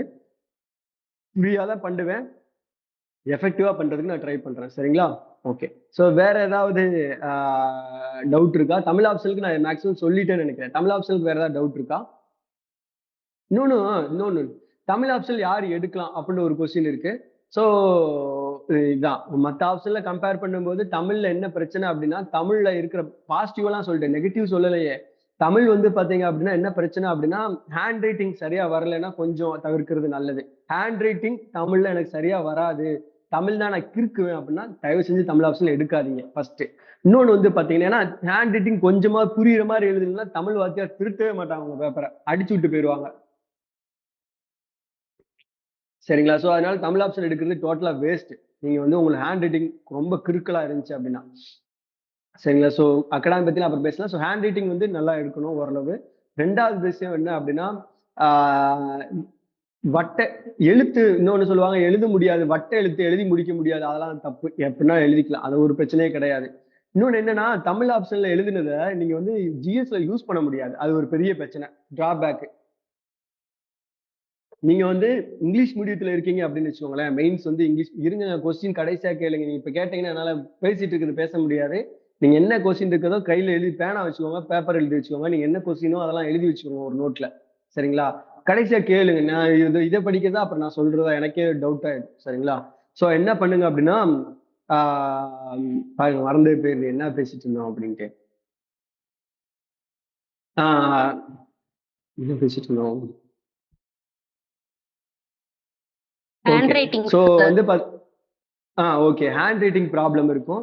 ஹேண்ட் ரைட்டிங் ப்ராப்ளம் இருக்கவங்க தயவு செஞ்சு எழுத வேணாம். அது வந்து தமிழ் ஆப்ஷன் எடுக்கிறது. ஏன்னா இங்கிலீஷ் எனக்கு நல்லா எழுத வரும், ஆனா தமிழ் எனக்கு வந்து அவ்வளவா எழுத தெரியாது. கிறுக்குவேன், ரொம்ப கிறுக்குவேன். எனக்கு வந்து ஒரு ஒரு ஒரு அழகாவே ஒரு ஸ்ட்ரக்சர் எழுத கத்துக்குவீங்க, ப்ராக்டிஸ் பண்ணி நான் கத்துக்குவீங்கன்னா பிரச்சனை கிடையாது. கத்துக்கல அப்படின்னு வச்சுக்கோங்களேன், அதை கத்துக்க முடியாம கொஞ்சம் உங்களுக்கு கடைசி வரைக்கும் அந்த ஹேண்ட் ரைட்டிங் வரல அப்படின்னா தமிழ் வாத்தியார் மார்க் போட மாட்டாங்க. ஸோ அது ஒரு பெரிய பிரச்சனை. ஸோ தமிழ் வாத்தியாருக்கு ஹேண்ட் ரைட்டிங் ரொம்ப ரொம்ப முக்கியம். நம்ம ஆளுங்களுக்கு ஹேண்ட் ரைட்டிங் இருந்தாலே மார்க் நல்லா போடுவாங்க. ஸோ கிளாரிட்டி இருக்கும். ஸோ அதனால நான் நல்ல ரொம்ப கேவலமா சொல்றேன், ஹேண்ட் ரைட்டிங் ஓரளவு நல்லா இருக்கும், அவ்வளவுதான். யாரும் சூப்பராலாம் எழுத மாட்டேன், ஓரளவு நல்லா இருக்கும். அட்லீஸ்ட் அதை அந்த லெவலுக்காவது நம்ம கொண்டு வரணும். சரிங்களா. ரொம்ப கிறுக்கலா இருக்கு அப்படின்னா வேணாம், அவாய்ட் பண்ணிருக்கேன் தமிழ் ஆப்ஷன். இன்னொன்னு வந்து பாத்தீங்க அப்படின்னா, இங்கிலீஷ் மீடியம் இன்னொன்னு யூஸ் பண்ண முடியாது. இப்ப தமிழ் ஆப்ஷன் எடுத்துட்டு போய் ஜிஎஸ் 1லயோ ஜிஎஸ் 2லயோ ஜிஎஸ் 3லயோ ஜிஎஸ் 4லயோ யூஸ் பண்ண முடியாது. இங்கிலீஷ் மீடியம் ஸ்டூடெண்ட்டுக்கு தமிழ் ஆப்ஷன் வந்து பாத்தீங்கன்னா எந்த ஒரு பயனும் தராது, எக்ஸ்ட்ரா பெனிஃபிட் எதுவுமே கிடையாது. தமிழ் ஆப்ஷன் எடுத்தீங்கன்னா ஜாலியா படிக்கலாம், ஜாலியா போய் எழுதலாம், வேகமா கம்ப்ளீட் பண்ணலாம். ஆனா இப்போ ஒரு சோசியாலஜி சப்ஜெக்டோ, சோசியாலஜி, ஆந்த்ரோபாலஜி அந்த மாதிரி ஆப்ஷன் எடுத்தீங்க அப்படின்னா அதை எடுத்துட்டு போய் எக்ஸாம்ல அப்ளை பண்ணலாம். பேப்பர் 1ல எழுதலாம், பேப்பர் 2ல எழுதலாம், எஸ்ஏல எழுதலாம். இந்த மாதிரி எல்லா இடத்துலயும் நீங்க போய் எழுதலாம். பட் ஆனா தமிழ் ஆப்ஷன்ல எடுத்தவங்களால அதெல்லாம் போய் எழுத முடியாது. அது ஒரு பெரிய பிரச்சனை. ஸோ நம்மளால வந்து பாத்தீங்கன்னா நம்ம திருக்குறளை படிச்சிருப்போம். திருக்குறளை பத்தி நீங்க இங்கிலீஷ் மீடியம் ஸ்டூடெண்ட்டுக்கு நான் சொல்றேன். தமிழ் மீடியம் ஸ்டூடெண்ட்டுக்கு பிரச்சனையே கிடையாது. டபுள் பெனிஃபிட் தான். தமிழ்லயும் தமிழ் ஆப்ஷனல் படிச்சுட்டு திருக்குறளை பத்தி எழுதலாம், பெரியாரை பத்தி எழுதலாம், யாரை பத்தினாலும் எழுதலாம். தொல்காப்பியரை பத்தி எழுதலாம். ஏன்னா திருத்த போறவங்க தமிழ்நாட்டுக்காரவங்க தான். என்ன எழுதினாலும் அவங்களுக்கும் புரியும். பிரச்சனை கிடையாது. ஸோ ஆனா நீங்க வந்து பாத்தீங்கன்னா இப்போ வந்து ஒரு இவரு இவரு நாமக்கல் கவிஞரை பத்தி ஒரு ஒரு கத்தியின்றி ரத்தம் என்று யுத்தம் என்று வருதுன்னு ஒரு பாட்டு இங்க படிச்சிருக்கீங்கன்னா அதை போய் ஜிஎஸ்ல எழுதுனீங்க அப்படின்னா நாமக்கல் கவிஞர்னு யாருன்னு தெரியாது. நான் கத்தியின்றி யுத்தம் என்று என்ன பாட்டுன்னு கூட தெரியாது. அதை எப்படி போய் எழுதுவீங்க? திருக்குறள் எத்தனை இடத்துல போய் எழுத முடியாது. ஸோ எழுதினாலும் பெரிய லெவல்ல உங்களுக்கு இம்பாக்ட் கொஞ்சம் கம்மியா தான் இருக்கும். நிறைய இடத்துல எழுத முடியாது. பட் ஆனா ஒரு தமிழ் ஆப்ஷனல் ஸ்டூடெண்ட் வந்து தமிழ் மீடியம் ஸ்டூடெண்டா இருந்தா நம்ம நிறைய இடத்துல எழுதலாம். யாரும் ஒண்ணும் சொல்ல மாட்டாங்க. ஏன்னா திருத்த போறதும் தமிழ்நாட்டுக்காரவங்க தான். ஸோ பெனிஃபிட் இருக்கு. ஆனா இங்கிலீஷ்ல எழுதுறவங்களுக்கு பெனிஃபிட் ரொம்ப கம்மி தமிழ் ஆப்ஷன்ல பொறுத்த வரைக்கும். அது மாதிரி தமிழ் மீடியம் ஸ்டூடெண்ட்டுக்கு தனியா சொல்றேன். ஸோ இந்த பிரச்சனை எல்லாம் இருக்குப்பா. தமிழ் ஆப்ஷன்ல பொறுத்த வரைக்கும் ஜாலியான இருக்கு, இன்ட்ரெஸ்டா இருக்கும். ரொம்ப சின்ன சிலபஸ், வேகமா முடிச்சிடலாம், நல்லா படிக்கலாம், இன்ட்ரெஸ்டிங்கா நாட்டுப்புற பாட்டு படிக்கலாம். நாட்டுப்புற பாட்டு படிக்கும் போது அவ்வளவு சந்தோஷமா இருக்கும். சார் நம்ம ஊர்ல இவ்வளவு கதைகள் இருக்கு அப்படின்னு சொல்லிட்டு நாட்டுப்புற கதைகள், முத்துப்பட்டங்கதை, மதுரை வீரங்கதை, நல்லதங்கால் கதை இதெல்லாம் நீங்க படிச்சிருவீங்க. உங்களுக்கு எல்லாம் நம்ம தமிழா இப்போ ஓகே நம்ம ஊர் கிளவிகிட்ட கூட நம்மளால பேச முடியும். ஏன்னா அவ்வளவு கண்டென்ட் நமக்கு தெரியும். ஏன்னா கிளவிகளுக்கு தெரிஞ்ச கதைகள் கூட அவங்களுக்கு தெரிஞ்ச விஷயம் கூட அவங்கள விட உங்களுக்கு அதிகமாகவே தெரியும். பாட்டிக்கிட்ட போய் நல்லதங்கால் கதை தெரியுமா பாட்டி அப்படின்னு கேட்டீங்கன்னா பாட்டிக்கே தெரியாது. நம்ம போய் சொல்லலாம், பாட்டி மதுரை வீர கதை தெரியுமா பாட்டி, பாட்டி இவன் தேசிங்க ராஜா கதை தெரியுமா அப்படின்னு போய் கேட்டோம்னா தேசிங்க ராஜா கதையா அப்படின்னு சொல்லி கேட்கும். தேசிங்க ராஜான்னு பேசுறீங்க, அந்த கதை தெரியுமா அப்படின்னா அதை நம்ம சொன்னாதான் அவங்களுக்கே தெரியும். ஸோ அந்த லெவலுக்கு தமிழ்நாடை பத்தியும் தமிழ் மேல பத்தியும் பற்று இருக்கவங்க, ஆர்வம் இருக்கிறவங்க எல்லாம் வந்து பாத்தீங்கன்னா தமிழை நல்லா யூஸ் பண்ணிக்கலாம். தமிழ் ஓரளவு ஹேண்ட் ரைட்டிங் இருக்கிறவங்க தமிழ் மீடியம் ஸ்டூடெண்ட்டுக்கு தமிழ் எழுதுறது தான் நல்லது. தமிழ் ஆப்ஷன்ல எடுக்கிறது தான் நல்லது. சரிங்களா? வேற ஆப்ஷன்ல எடுக்கிறத விட. சோ இதெல்லாம் தமிழ்ல இருக்கிற பெனிஃபிட். நெகட்டிவ் வந்து பாத்தீங்கன்னா வேற எங்கேயுமே பயன்படாது. GS1, GS2, GS3, GS4. English மீடியத்துல எழுதுறவங்க தமிழ் ஹேண்ட் ரைட்டிங் அவ்வளவா வராதவங்க, தமிழ் மேல பெருசா இன்ட்ரெஸ்ட்லாம் இல்ல, எனக்கு ஓகே மார்க் எடுக்கணும்னு தான் அப்படின்னு யோசிக்கிறவங்க பெட்ரு சோசியாலஜி எடுத்துட்டு போயிடலாம், ஆந்த்ரோபாலஜி எடுத்துட்டு போயிடலாம். சரிங்களா? தமிழ் ஆப்ஷன்ல அந்த அளவுக்கு உங்களுக்கு பெனிஃபிட் இருக்காது. சரிங்களா? பொலிட்டிக்கல் சயின்ஸ் கூட எடுத்துட்டு போயிடலாம்.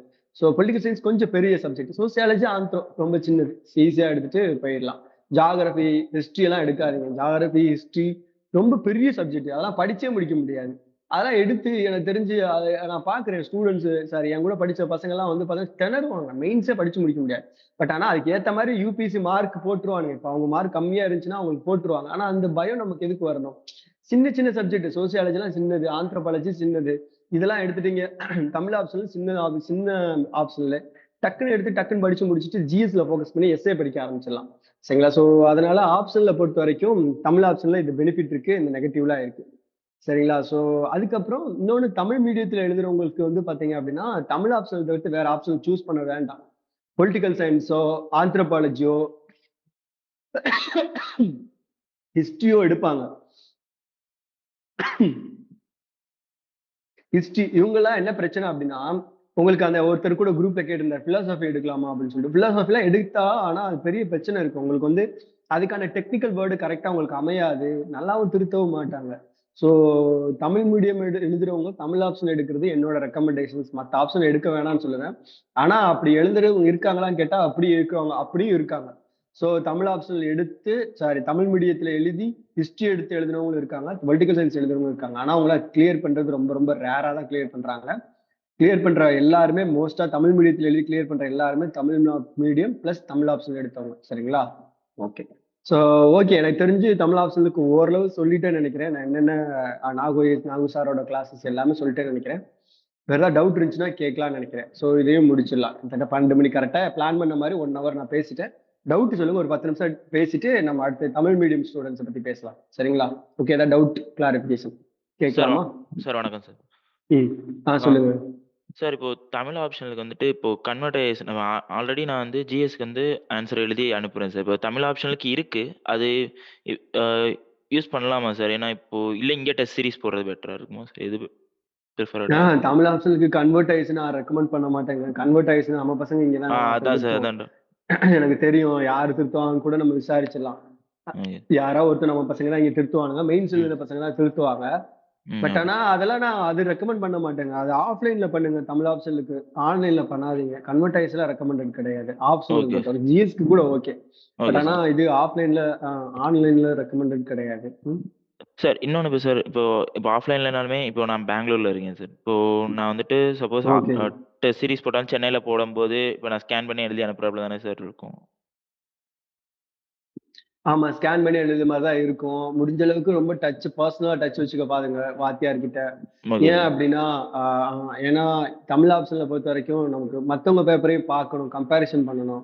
ம். சரிங்களா? நான் சொன்ன கம்பேரிசன்ல தான் எல்லாமே இருக்கு. நம்ம பேப்பரே நான் சொன்னேன்ல, உங்க பேப்பர் எங்க இருக்கு? நான் நல்லா எழுதிட்டோம்னு தான் நெனச்சுக்கிட்டு இருப்போம். நம்ம பேப்பர் என்ன நெனச்சுட்டு இருப்போம்? நம்ம தலைக்கு மேல தான் நம்ம எப்பவுமே நெனச்சுக்கிட்டு இருப்போம். ஆனா உண்மையிலே நம்மள விட ஒருத்தன் சூப்பரா எழுதிக்கிட்டு இருப்பான். அது நமக்கே தெரியாது. அது புரியுது. தெரியாத வரைக்கும் நம்ம கிணத்து தவள தான். அது தெரிஞ்சுக்க ட்ரை பண்ணுங்க. அதுக்கான ஆப்பர்ச்சுனிட்டி கிரியேட் பண்ணுங்க. சரிங்களா? Okay sir. நீங்களா ஸ்கேன் பண்ணி அனுப்புனாலும், திருத்துனாலும் ஆ test all India civil service coaching சென்டருக்கு வந்துருங்க மெயின்ஸ் அப்போ. சரிங்களா? Okay sir. அங்க வந்துட்டு பண்ணுங்க. இல்ல அங்க வர முடியல அப்டின்னா, நல்ல மென்டார் சென்னையில இருக்காங்க. Okay sir. அவங்கள அணுகிட்டு இங்க வந்து படிங்க. சரிங்களா? Okay sir.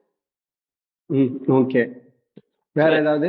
இன்னொரு டவுட் சார். இப்போ நான் மொத்தமா இங்கிலீஷ்ல தான் சார் எழுதுறேன். ஜிஎஸ் எல்லாமே. Suppose interview okay. மட்டும் குடுக்குறது தமிழ்ல குடுக்க ஆப்ஷன் இருக்குமா சார்? இல்ல அது குடுக்கலாம் குடுக்கலாம், குடுக் குடுக்கலாம். பட் ரெக்கமெண்டட் கிடையாது. Okay recommended sir. வேண்டாம். ஆக்சுவலா நாங்க உண்மைய சொல்லப்போனா இன்டர்வியூ பத்தி சொல்லல யார்கிட்டயும். இப்ப சொல்றேன்.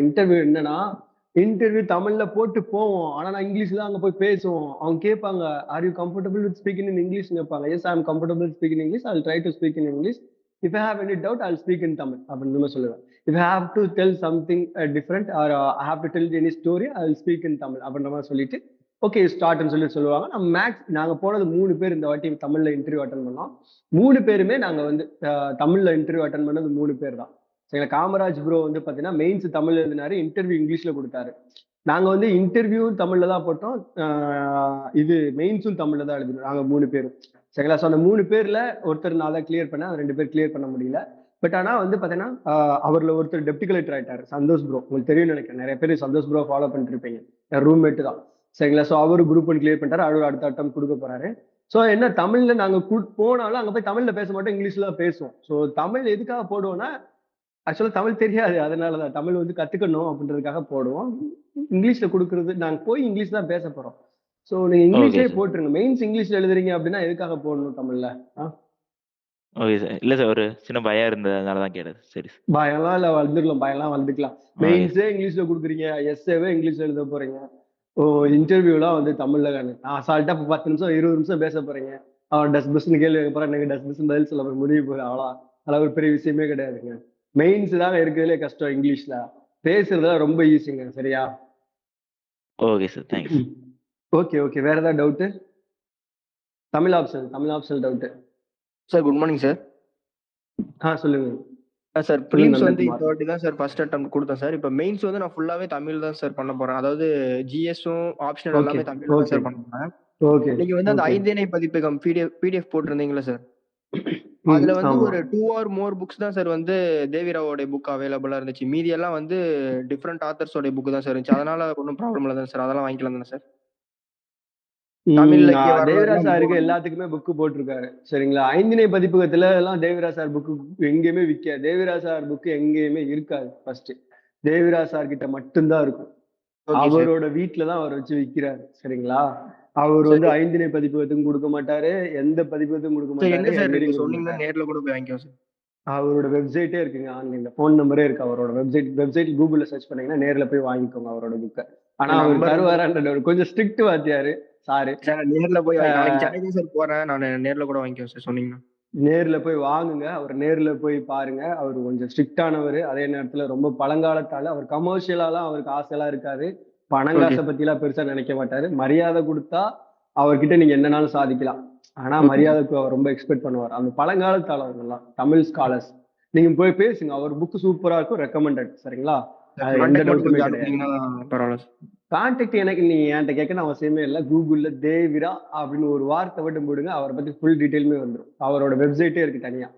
Okay sir. சார் இப்ப பிரிலிம்ஸ் வந்து நம்மளுக்கு ஓ! கிராக் ஆயிடுச்சுன்னா, மெயின்ஸ் வந்து நம்ம நான் முதல்வன்லயே அவைலபிளா இருக்கு தானே சார்? ஆமா. அப்ளை நான் பண்ணிக்கலாம் சார். முதல்வன்ல என்ன பிரச்சனைன்னா 225 சீட்டு தான் இருக்கு. கிளியர் பண்றவங்க மொத்தம் 600 பேர் கிளியர் பண்ணுவோம் தமிழ்நாட்டுல. சரிங்களா? Last okay time sir. வந்து பார்த்தீங்கன்னா, நாங்க 600 பேர் கிளியர் பண்ணோம். 225 சீட்டு தான் தர்றேன்ட்டாங்க. அப்ப ஓகே சார். 225 சீட்டுக்கு வந்து பார்த்தீங்கன்னா, எங்களுக்கு பத்தல. எனக்கெல்லாம் தரமாட்டேன்ட்டாங்க சீட்டு. நான்லாம் தமிழ் மீடியம் ஸ்டூடண்ட். எனக்கே தரமாட்டேன்ட்டாங்க. எனக்கெல்லாம் 3வது ரவுண்ட்ல தான் கிடைச்சது. எனக்கே கஷ்டமாயிடுச்சு. ஸோ இந்த மாதிரி சிக்கல்லாம் வர வாய்ப்பு இருக்கு. எல்லாத்துக்கும் தயாராகிக்கோங்க. சரிங்களா? ஸோ எனக்கு தெரிஞ்சா அப்ப அந்த மாதிரி சிக்கல் வந்துச்சுன்னா, இங்கிலீஷ் மீடியம் ஸ்டூடெண்ட்னா இங்க போயிடுங்க. நான் தமிழ் மீடியம் ஸ்டூடெண்ட்டுக்கு நான் கேட்டிருக்கேன். எங்களுக்கு எங்களுக்கு நடந்த மாரி இனிமே நடக்கக்கூடாது சார். கம்பல்சரியா தமிழ் மீடியம் ஸ்டூடெண்ட்டுக்கு வந்து பார்த்தீங்க அப்டின்னா, all India civil service coaching சென்டர்ல கம்பல்சரியா சீட் வேணும்னு சொல்லிட்டு நான் ரெக்கமெண்ட் பண்ணி சிஎம் செல் பெட்டிஷன் போட்டிருக்கேன். ஓகே சரிங்களா? சார். ஸோ கண்டிப்பா இந்த வருஷம் பண்ணுவாங்க. இனிமே இந்த வருஷத்துல இருந்து தமிழ் மீடியம் ஸ்டூடெண்ட்டுக்கு all India civil service coaching சென்டர்ல கம்பல்சரியா சீட் தருவாங்க. இன்கேஸ் தரலன்னா நான் கண்டிப்பா இது நானும் வந்து விட்டுற மாரி கிடையாது. கண்டிப்பா கேட்டுட்டு தான் போவேன். எனக்கு கிடைக்காம இருந்தது யாருக்கும் கிடைக்காம இருக்கக்கூடாது. கண்டிப்பா ரிஃபார்ம் எடுத்துட்டு தான் போவேன். கவலைப்படாதீங்க. சரிங்களா? Okay sir. தமிழ் மீடியம் ஸ்டூடெண்ட்க்கு கிடைக்கும். கண்டிப்பா நீங்க அப்ளை பண்ணாலே கிடைக்கும். 225 சீட்ல எத்தனை சீட் அப்ளை பண்ணாலும் தமிழ் மீடியம் ஸ்டூடெண்ட்க்கு கம்பல்சரியா சீட் வேணும்னு சொல்லி நான் வாங்கிடுவேன். English medium sir. கவலைப்படாதீங்க. ஆனா நான் மெயின்ஸ் மட்டும் தமிழ்ல குடுக்கலாம்னு இருக்கேன் சார். ஏன்னா எனக்கு தமிழ்ல எழுதுறது கொஞ்சம் வாங்கிக்கலாம். அது கம்ஃபர்டபுள். மெயின்ஸ்னா தமிழ் மீடியம் தான். மெயின்ஸ் எழுதுறீங்கன்னா, மெயின்ஸ் தமிழ்ல எழுதுறீங்க அப்படின்னா தமிழ் மீடியம் தான். அவ்வளவுதான். சரிங்களா? Okay sir. ஓகே. வேற டிஎன்பிஎஸ்சிக்கு ஏதாவது? ப்ரிப்பேர் பண்றதுனால அடுத்தடுத்த வார்த்தை கொஞ்சம் கம்ஃபர்டபுளா போட்டு எழுதுறதுக்கு எனக்கு கொஞ்சம் வரும் சார். அதனால தமிழ்ல போட்டுக்கிட்டேன். ஓகே. அடுத்து வேற ஏதாவது? Thank you Tamil sir. Medium பேசும்போது சார் பேசலாம். வணக்கம் வேற சார். ஏதாவது பேசுங்க. தமிழ் ஆப்ஷனல் மட்டும். ஆ. சார் இப்ப தேவிரா புக் பத்தி சொல்லியிருந்தீங்களே சார். இப்ப இது அவரோட ஆமா, வெப்சைட்ல ஆமா. வந்து நந்தினி பதிப்பகம் அப்படின்னு இருக்கு சார். அதுல வந்து தேவிராவின் யூபிஎஸ்சி கட்டாய தமிழ் அந்த மாதிரி புக்ஸ்லாம் இருக்கு. அந்த புக்கை தான் நீங்க சொல்றீங்களா சார்? ஒரு அவர் புக் வந்து முதல் பாத்தீங்கன்னா, கற்று நானும் தேவிராவின் அவரோட ஒரு வெப்சைட்ல திருக்குறள் பார்த்தேன். ஆ, அந்த மாதிரி இருக்கு எல்லா சார். புக்கையும் அவர் டீட்டெயிலா டேட்லாம் போடல. இருக்கு. அவரு ம். அவரு வீட்டுக்கு போயிட்டு அவரோட அவங்க இன்ஸ்டிடியூட்டுக்கு அட்ரஸ் குடுத்திருக்காருல்ல, அங்க போயிட்டு புக் வந்து போய் கேட்டு வாங்குனீங்கன்னா நல்லா தான் இருக்கும். எனக்கு தெரிஞ்சு வந்து பாத்தீங்கன்னா, அவர் வெப்சைட்ல கூட அவர கிளியரா மென்ஷன் பண்ணல. அவரோட சிலப்பதிகாரம் புத்தகம்லாம் வந்து பாத்தீங்கன்னா, அவங்க ஒய்ஃப் எழுதின புக்கு என்ட்ட இருக்கு. நான் இப்ப கூட கையில எடுத்துட்டு வரல. இங்க வச்சிருக்கேன். நான் எடுத்துட்டு வந்து காட்டுறேன் நெக்ஸ்ட் கிளாஸ் வரும்போது. ஸோ அதெல்லாம் வந்து பார்த்தீங்கன்னா ரொம்ப அருமையா இருந்துச்சு. ஸோ அதெல்லாம் பார்த்துட்டு லேட்டரா நெறைய பேருக்கு தெரியாமயே அட்டெம்ப்ட் குடுத்துட்டு இருக்காங்க. இதெல்லாம் தெரியாம. ஸோ அந்த புக்லாம் பார்த்தா நல்லாருக்கும். அவர போய் பார்த்துட்டு, "சார் இது மாரி தமிழ் ஆப்ஷனல் புக் வேணும்னு கேளுங்க." பட் ஏன்னா எனக்கு தெரிஞ்சு தருவாரான்ற டவுட் தான். ஏன்னா அவர் ஸ்டூடெண்ட்க்கு மட்டும் தான் தருவாரு புக்கெல்லாம். அப்படி இல்லன்னா அவங்க ஸ்டூடெண்ட் யாராவது இருந்தாங்கன்னா, அவங்ககிட்ட கேட்டு, "சார் ஜெராக்ஸ் மட்டும் போட்டு குடுத்துறட்டா போட்டுக்கிறேன். குடுங்க ப்ரோ." அப்படின்னு சொல்லி கேட்டு வாங்கி, அட்லீஸ்ட் ஒரு ஜெராக்ஸாவது போட்டுக்கோங்க. என்கிட்ட இருக்கு. என்கிட்ட எல்லா புக்குமே கிடையாது. தேவிரா சாரோட புக் 1, 2 தான் இருக்கு. கண்டிப்பா பேப்பர் 1க்கு அவர் 2 புக் போட்டிருக்காரு. பேப்பர் 1க்கு 2 புக் போட்டிருக்காரு. அது முக்கியம். அது இல்லன்னா பிரிப்பரேஷனே பண்ண முடியாது. சரிங்களா? பேப்பர் 1க்கு 2 புக் போட்டிருக்காரு. அத கண்டிப்பா வாங்கியே ஆகணும். அது வாங்கலைன்னா உங்களால படிக்கவே முடியாது. ஏன்னா அவரு தான் சூப்பரா போட்டிருக்காரு இருக்கிறதுலயே. அவர் இல்லன்னா பிரிப்பரேஷனே பண்ண முடியாது. அந்த லெவலுக்கு எனக்கு தெரிஞ்சு சூப்பரா போட்டிருக்கிறது அவர் ஒருத்தர் தான். ஸோ நம்பிக்கையா வாங்கி படிக்கலாம். சரிங்களா? ஸோ அவர முடிஞ்சா அக்சஸ் பண்ணுங்க. அவர் தருவாரான்றது டவுட் இருக்கு எனக்கேவும். சார் அந்த தருவாரா, 2 புக்கோட தரமாட்டாரான்னு தெரியல. கவர் மட்டும் கொஞ்சம் குரூப்ல ஷேர் பண்ணுங்க சார். டைட்டில் மட்டும். அந்த புக் என்ன பண்ணேன்னா, எனக்கே எப்படி கிடைச்சுதுன்னா, அந்த புக் ஜெராக்ஸா தான் கிடைச்சது. எனக்கு அந்த புக்கா கிடைக்கல. ஜெராக்ஸா கிடைச்சது. என்ன பண்ணிட்டேன்னா, அந்த புக்க நான் அனுப்பி விடுறேன். புக்கோட தலைப்ப அனுப்பி விடுறேன். இன்னொன்னு வந்து பார்த்தீங்கன்னா, இந்த புக் மட்டும் இல்லாம தமிழ்நாடு கவர்ன்மெண்ட் புக் விட்டுருக்காங்க. மொழி வரலாறுக்கும் ஒரு 2, 3 புக் பேப்பர் 1க்கு வந்து தமிழ்நாடு கவர்ன்மெண்ட் ரிலீஸ் பண்ணியிருக்காங்க. அந்த புக்க நீங்க எங்க போய் எடுக்கலாம் அப்படின்னா, அந்த புக்கோட காப்பி இப்ப இல்ல. எங்கேயுமே கிடையாது. அந்த புக்கோட காப்பி வந்து இப்பவும் 2, 3 காப்பி எங்க வச்சிருக்காங்கன்னா, all India civil service coaching center லைப்ரரியில வச்சிருக்காங்க. அது நல்லா இருக்கும். அந்த புக் சூப்பரா இருக்கும். தமிழ்நாடு கவர்மெண்ட் தமிழ் ஆப்ஷனல் எடுத்தவங்களுக்காக அந்த புக் ரிலீஸ் பண்ணியிருக்காங்க. ஸோ அந்த புக் ஒரு 2 புக் இருக்கும். அந்த 2 புக்குமே சூப்பரா இருக்கும். அந்த புக்கையும் ரெஃபர் பண்ணலாம். ரெஃபரன்ஸ்க்கு சூப்பர் புக். சரிங்களா? அதையும் ரெஃபர் பண்ணுங்க. தேவரா சார்ட்ட கேட்டு பாருங்க. கேட்கலைன்னா அவங்க ஸ்டூடெண்ட் படிக்கிறவங்க கிட்ட இப்ப யாராவது படிக்கிறாங்களான்னு கேளுங்க. முன்ன மாரி அவரு போன வருஷம் கிளாஸ் எடுக்கல அவரு ஸ்டூடெண்ட்டுக்கு. அவர் வந்து பாத்தீங்கன்னா நினைச்சா கிளாஸ் எடுப்பாரு, இல்லைன்னா விட்டுருவாரு. ஸோ இந்த வருஷம் கிளாஸ் எடுக்க போறதா கேள்விப்பட்டேன். அவர் கிளாஸ் எடுக்க போறாரு அப்படின்னா அவருக்கு ஸ்டூடெண்ட் அவருக்குன்னு ஒரு பெரிய ஸ்டூடெண்ட்ஸ் இருக்கும். உங்ககிட்ட கேட்டு வாங்கிக்கோங்க. சரிங்களா? சார் சார் அட்ரஸ் சொல்லுங்க எதுவும் சார். ஆன்லைன்ல அவைலபிளா இல்ல சார். சரி நான் பார்த்து அனுப்புறேங்க. நான் உங்களுக்கு அட்ரஸ் அனுப்புறேன். சரிங்களா? சரி நான் ஓகே பார்த்து சார். அனுப்புறேன். நான் குரூப்ல சார் அனுப்புறேன். நான் சொல்லுங்க நோட் சார். பண்ணிக்கிறேன் அதையும். ஆ நான் குரூப்ல பார்த்துட்டு தேவராஜ் சாரோட அட்ரஸ் அனுப்புறேன். நான் அதையும் நோட் ஓகே பண்ணிக்கிறேன். சார். சரிங்களா? சரி ஓகே. சென்னையில தானே சார் நெக்ஸ்ட். இருக்காரு? ஆமா சென்னையில தான் இருக்காரு. சென்னையில அண்ணா ஆர்ச்சி பக்கத்துல தான் இருப்பாரு. எனக்கு தெரிஞ்சு. தேவிரா சாரோட அட்ரஸ். ஓகே நான் அனுப்புறேன். அவர் ஃபோன் நம்பர் இருக்கு. அனுப்பலாமா வேணாமான்னு தெரியல. என்கிட்ட இருக்கு. பர்சனல் ஃபோன் நம்பர் அவரோட ஃபோன் நம்பரே இருக்கும். அவர் ஃபோன் போட்டாலும் பெருசா பேச மாட்டாருப்பா. யாரு என்ன பை பண்ணி வச்சிருவாரு அவ்வளவுதான். ஸோ அதனால அவரை போய் நேர்ல பார்த்துட்டு கேட்கறதா மரியாதை நமக்கு. சரிங்களா? ஓகே. ம். ஓகே. சார் வேற குட் ஏதாவது மார்னிங் சார். டவுட்டு? சொல்லுங்க madam. Sir Tamil optional test series பத்தி ஏதாவது சொல்லுங்க சார். எதுல நல்லா இருக்கும் அந்த மாதிரி. All India civil service coaching centre நல்லா இருக்கும். சரிங்களா? எனக்கு தெரிஞ்சு அழகா திருத்தி தருவாங்க. நல்லா இருக்கும்னா யாரும் நீங்க ப்ரிலிம்ஸ் படிக்கிறீங்கன்னா ஒழுங்கா திருத்தி தர மாட்டாங்க. அதான் பெரிய பிரச்சனை. ப்ரிலிம்ஸ் படிக்கிற ஆளுங்களுக்கு யாருக்கும் நல்லா திருத்தி தர மாட்டாங்க. ஒன்ஸ் நீங்க ப்ரிலிம்ஸ் கிளியர் பண்றேன் ஒர்த்து கேண்டிடேட் நீங்க ப்ரூவ் பண்ணா மட்டும்தான் எந்த இன்ஸ்டியூட்டா இருந்தாலும் தெளிவா திருத்தி தருவாங்க. சரிங்களா? அது எந்த டவுட்டுமே கிடையாது. ஏன்னா பேப்பர் திருத்துறவங்க யாரு அப்படின்னா இப்போ வந்து பாத்தீங்கன்னா இம்பாக்ட் ஐஏஎஸ் அகாடமில ஒரு சார் இருக்காரு. இங்க ஒரு வாரத்துக்கு ஒரு டெஸ்ட் எழுதுவீங்க. ஒரு வாரத்துக்கு 60 பேப்பரை திருத்தினா அவங்க வேற வேலையை பார்ப்பாங்களா இல்ல இந்த வேலையை தான் பார்க்க முடியுமா? அவங்க வந்து பாத்தீங்கன்னா இப்போ சங்கரசந்தன் சார் வந்து ஜேடி அவர் வந்து Tamil Nadu text book corporation work பண்றாரு. தேவிராஜ் சார் பெரிய ஸ்காலர், அவர் ரிசர்ச் பண்ணிருப்பாரு. இம்பாக்ட் ஐஎஸ் அகாடமி சாரி இவர் இம்பாக்ட்ன்ற சாரி ஐமான் ஐஎஸ் அகாடமி அவரும் நல்லவர், அவரும் நல்லா படிப்பார், அவரும் தமிழ் ஸ்காலர். ஸோ அவருக்கும் 1008 வேலை இருக்கு. ஸோ இந்த மாதிரி அவங்கலாம் எல்லா பேப்பரையுமே திருத்தி தர மாட்டாங்க. ஆனா அவங்க திருத்தி தந்தா மட்டும்தான் சூப்பரா இருக்கும். ஆனா அவங்க யார் பேப்பர் திருத்துவாங்க அப்படின்னா ப்ரிலிம்ஸ் கிளியர் பண்ண யாரோ அவங்க பேப்பரை மட்டும் தான் திருத்துவாங்க. மற்ற பேப்பர்லாம் கொஞ்சம் அளவா தான் பார்ப்பாங்க. பட் ஆனா எப்படி எழுதுறதுன்னு சொல்லி தருவாங்க. ஸோ அதனால முடிஞ்ச அளவுக்கு இதெல்லாமே டெஸ்ட் சீரீஸ்ல இருக்கிற பிரச்சனை. எல்லா இன்ஸ்டியூட்லயுமே வந்து ஒரு ப்ரிலிம்ஸ் ஸ்டூடெண்ட்டுக்கு டெஸ்ட் சீரீஸ் எழுதி அவங்க கிட்ட திருத்தி வாங்குறதுல பெரிய பிரச்சனை இருக்கு. ப்ரிலிம்ஸ் கிளியர் பண்ணீங்கன்னா அந்த பிரச்சனை இருக்காது. உங்களை தேடி தேடி உங்களுக்கு திருத்தி தருவாங்க. எல்லாரும் குடு பேப்பர் அனுப்புன்னு சொல்லிட்டு தேடி தேடி திருத்தம். அது இன்டர்வியூ கேண்டிடேட்னா அதை விட உங்களுக்கு மரியாதை அதிகமா இருக்கும். தம்பி பேப்பரே அனுப்ப மாட்டேறீங்க ஃபோன் போட்டுலாம் கேட்பாங்க. ஸோ ப்ரிலிம்ஸ் கேண்டிடேட்டு கொஞ்சம் பிரச்சனை இருக்கு. பட் ஆனா என்ன பண்ணணும் அப்படின்னா நீங்க போயிட்டு அந்த இன்ஸ்டியூட்டை ஆஃப்லைன்ல அக்சஸ் பண்ண முடிஞ்சு அப்படின்னா கூட இருக்கவங்களாம் எப்படி எழுதிருக்காங்க, அவங்களுக்கு எப்படி மார்க் போட்டிருக்காங்க அப்படின்னு சொல்லிட்டு பக்கத்துல போய் நின்று சார் இது எப்படி எழுதணும் அப்படி எழுதணும் கேட்டு படிச்சுக்கலாம். சரிங்களா? அது பெட்டரா இருக்கும். எனக்கெல்லாம் இதெல்லாம் எதுவுமே பண்ணல. நான்லாம் வந்து பண்ணது என்ன அப்படின்னா நமக்கு எதுவுமே தெரியாதுங்க. நான் வந்து ஆல் இந்தியா சிவில் சர்வீஸ்ல கோச்சிங் சென்டர்ல போட்டு நான் தான் சொன்னேன்ல ஒரு நேர்வழியிலேயே போல. பத்தக்குன்னு படிச்சு எழுதி ஒரு மார்க் வாங்கியாச்சு. அந்த அளவுக்கு பெரிய லெவல் எல்லாம் பண்ணல. சரிங்களா? ஸோ இந்த மாதிரி எல்லாம் இன்ஸ்டியூட் போனதில்லை, வாத்தியார் முன்னாடி நின்னதில்லை. எனக்கு வந்து தர்மராஜன் சார் இருக்கார்ல, ஸோ அவரு ஃபர்ஸ்ட் சிவகுமரன் சார் சொல்லி கொடுத்தாரு. ரெண்டாவது தர்மராஜன் சார் முழுக்க ஃப்ரீயா all India civil service coaching வந்தாரு. முழுக்க ஃப்ரீயா தான் எனக்கு சொல்லி கொடுத்தாரு. சரிங்களா? ஸோ அவங்க எல்லாம் தான் கைட் பண்ணாங்க. ப்ரிலிம்ஸ் கிளியர் பண்ணதுக்கு அப்புறம் தான் நான் ஆப்ஷனல் படிக்க ஆரம்பிச்சேன். அதுக்கு முன்னாடி படிக்க முடியல. ஆனா முன்னாடியே படிக்கணும் அப்படின்னா நீங்க ப்ரிப்பரேஷன் பண்ணுங்க. ப்ரீவியஸ் கொஸ்டின் நோட்ஸ் எடுத்துக்கோங்க. சார் பக்கத்துல இருந்து சார் கிட்ட ஏதாவது ஒரு மென்டார் கிடைச்சாங்க அப்படின்னா அவங்களுக்கு எழுதி காட்டுங்க. நீங்க எழுதுனதெல்லாம் சார் நான் எழுதிருக்கிறது கரெக்டா அப்படின்னு கேட்டுட்டு தெரிஞ்சுக்கோங்க. அவ்வளவுதான்.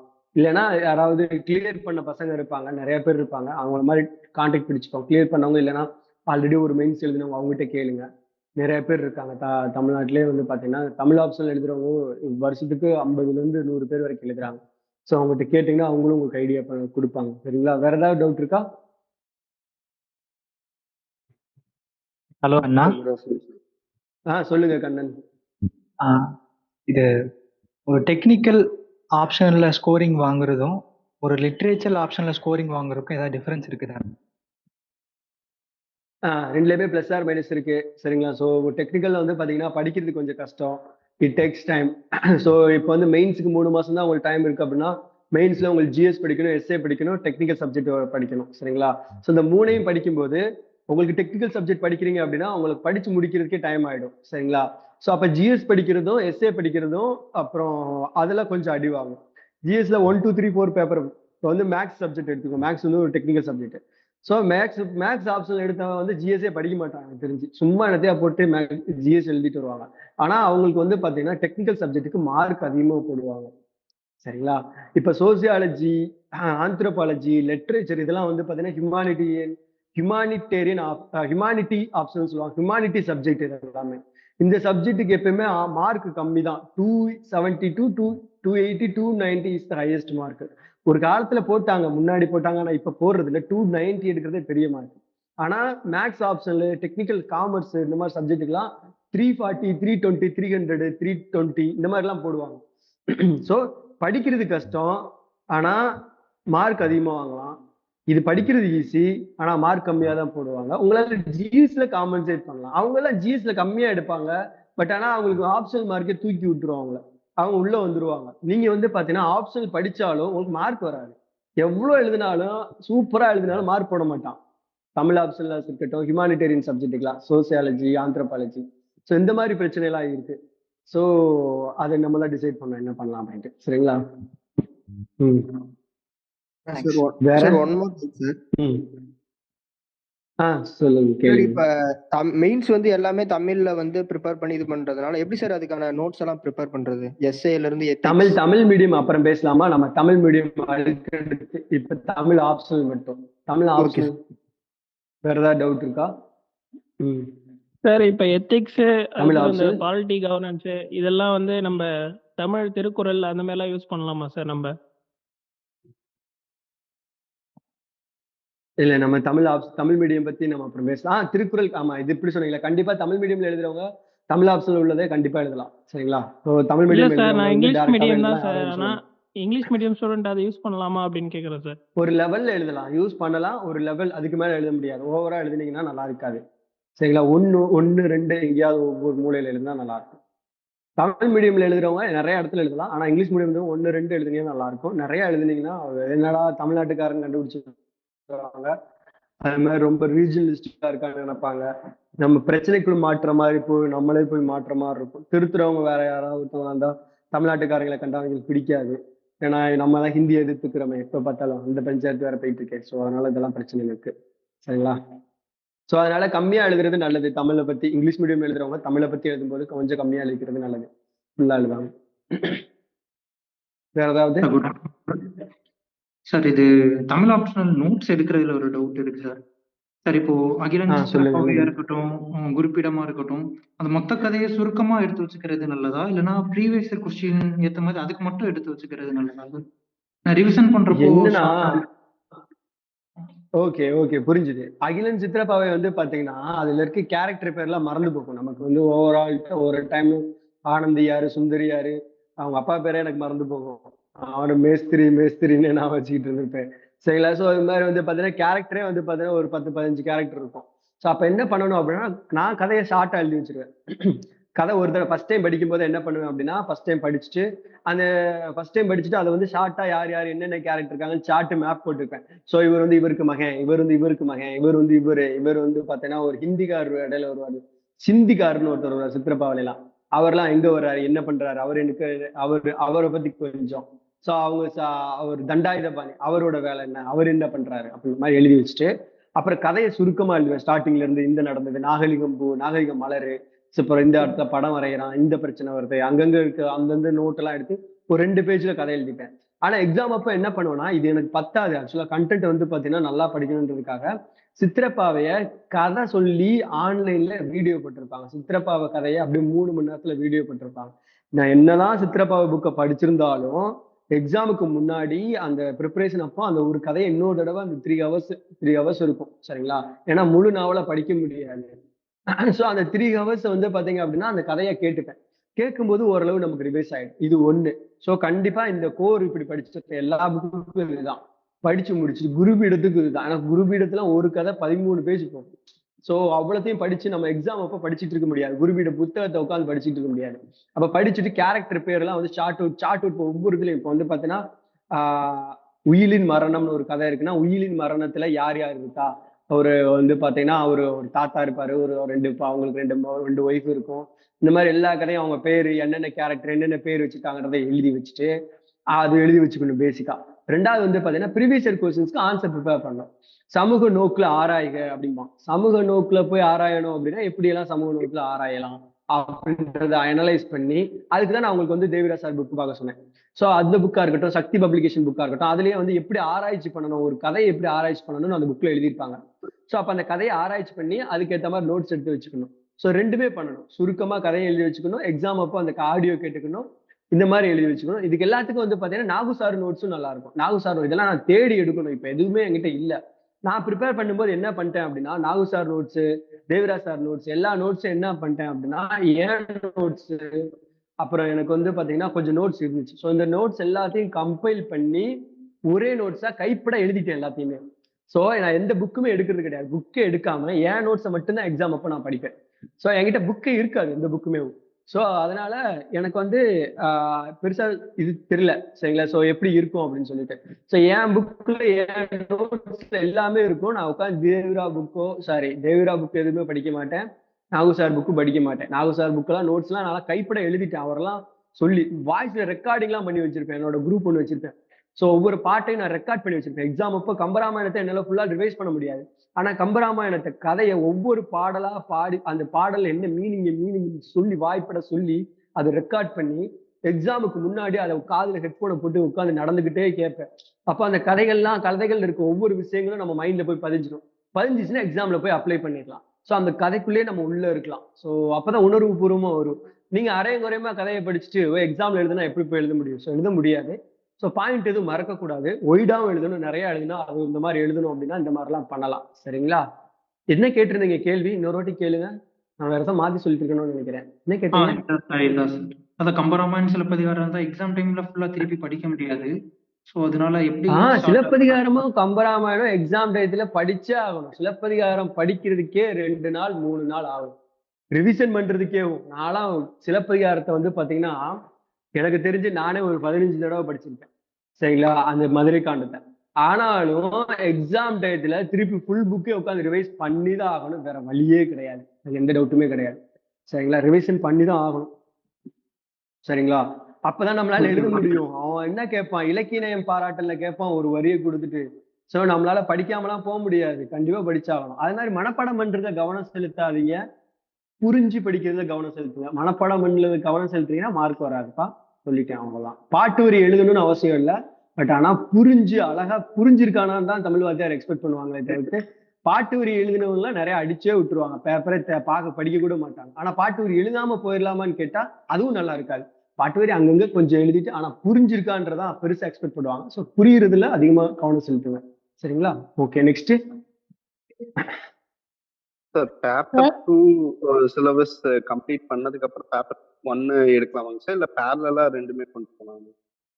ஸோ ரெண்டாவது பேரலா கொண்டு போங்க. என்ன அப்படின்னா ஆக்சுவலா டெஸ்ட் சீரீஸ்ல போடும்போது பேரலா கொண்டு போங்க ஒன்ஸ் படிச்சு முடிச்சிட்டீங்க அப்படின்னா. ஆனா ஃபர்ஸ்ட் டைம் ப்ரிப்பேர் பண்ணும்போது பேப்பர் 2 படிச்சு முடிச்சுட்டு பேப்பர் 1 படிங்க. சரிங்களா? ஃபர்ஸ்ட் பேப்பர் 2 படிங்க, அப்புறம் பேப்பர் 1 படிங்க. ஏன்னா பேப்பர் 2ல இருந்து தான் உங்களுக்கு பேப்பர் 1 புரிய ஆரம்பிக்கும். ஸோ பேப்பர் 2 ஃபர்ஸ்ட் படிச்சுட்டு பேப்பர் 1 படிங்க. ஆனா டெஸ்ட் சீரீஸ்லாம் போடும்போது ரெண்டையும் கொண்டு போங்க. இப்போ வந்து சங்க இலக்கியம் படிக்கிறீங்க அப்படின்னா சங்க இலக்கியம் பேப்பர் 1ல படிக்கிறீங்க அப்படின்னா பேப்பர் 2ல இது குறுந்தொகையும் புறநானூறும் படிங்க. ஸோ இந்த மாதிரி பக்தி இலக்கியம் வந்து பேப்பர் 1ல படிக்கிறீங்க அப்படின்னா இங்க வந்து பக்தி இலக்கியமும் இது நாயகன் நாயகி பாயவனை இதை படிக்கிறீங்க அப்படின்னா இங்க வந்து திருப்பாவையும் திருவாசகமும் படிங்க. ஸோ இந்த மாதிரி ரெண்டையும் கம்பைன் பண்ணி படிச்சீங்கன்னா ஒரே புரியும். இப்போ திருவாசகம் திருப்பாவை ரெண்டுமே பக்தி இலக்கியம் லிட்ரேச்சர் தான். ரெண்டும் படிக்கும்போது தான் உங்களுக்கு பக்தி இலக்கியம் புரியுமே. ஸோ இந்த மாதிரி கம்பைன் பண்ணி வந்து எக்ஸாம் அப்போ படிச்சுக்கலாம். இப்போதைக்கு தனித்தனியா பேப்பர் 2 முடிச்சுட்டு பேப்பர் 1 படிங்க. சரிங்களா? அடுத்து இப்ப வீக்லி நம்ம ஆன்சர் ரைட்டிங் எழுதும் போது பேப்பர் 1ல ஒரு கொஸ்டின், பேப்பர் 2ல ஒண்ணு, 2 கொஸ்டின் மட்டும் எழுதுனா அப்படிலாம் வேணாம். பேப்பர் 2 முடிங்க. பேப்பர் 2 முடிங்க.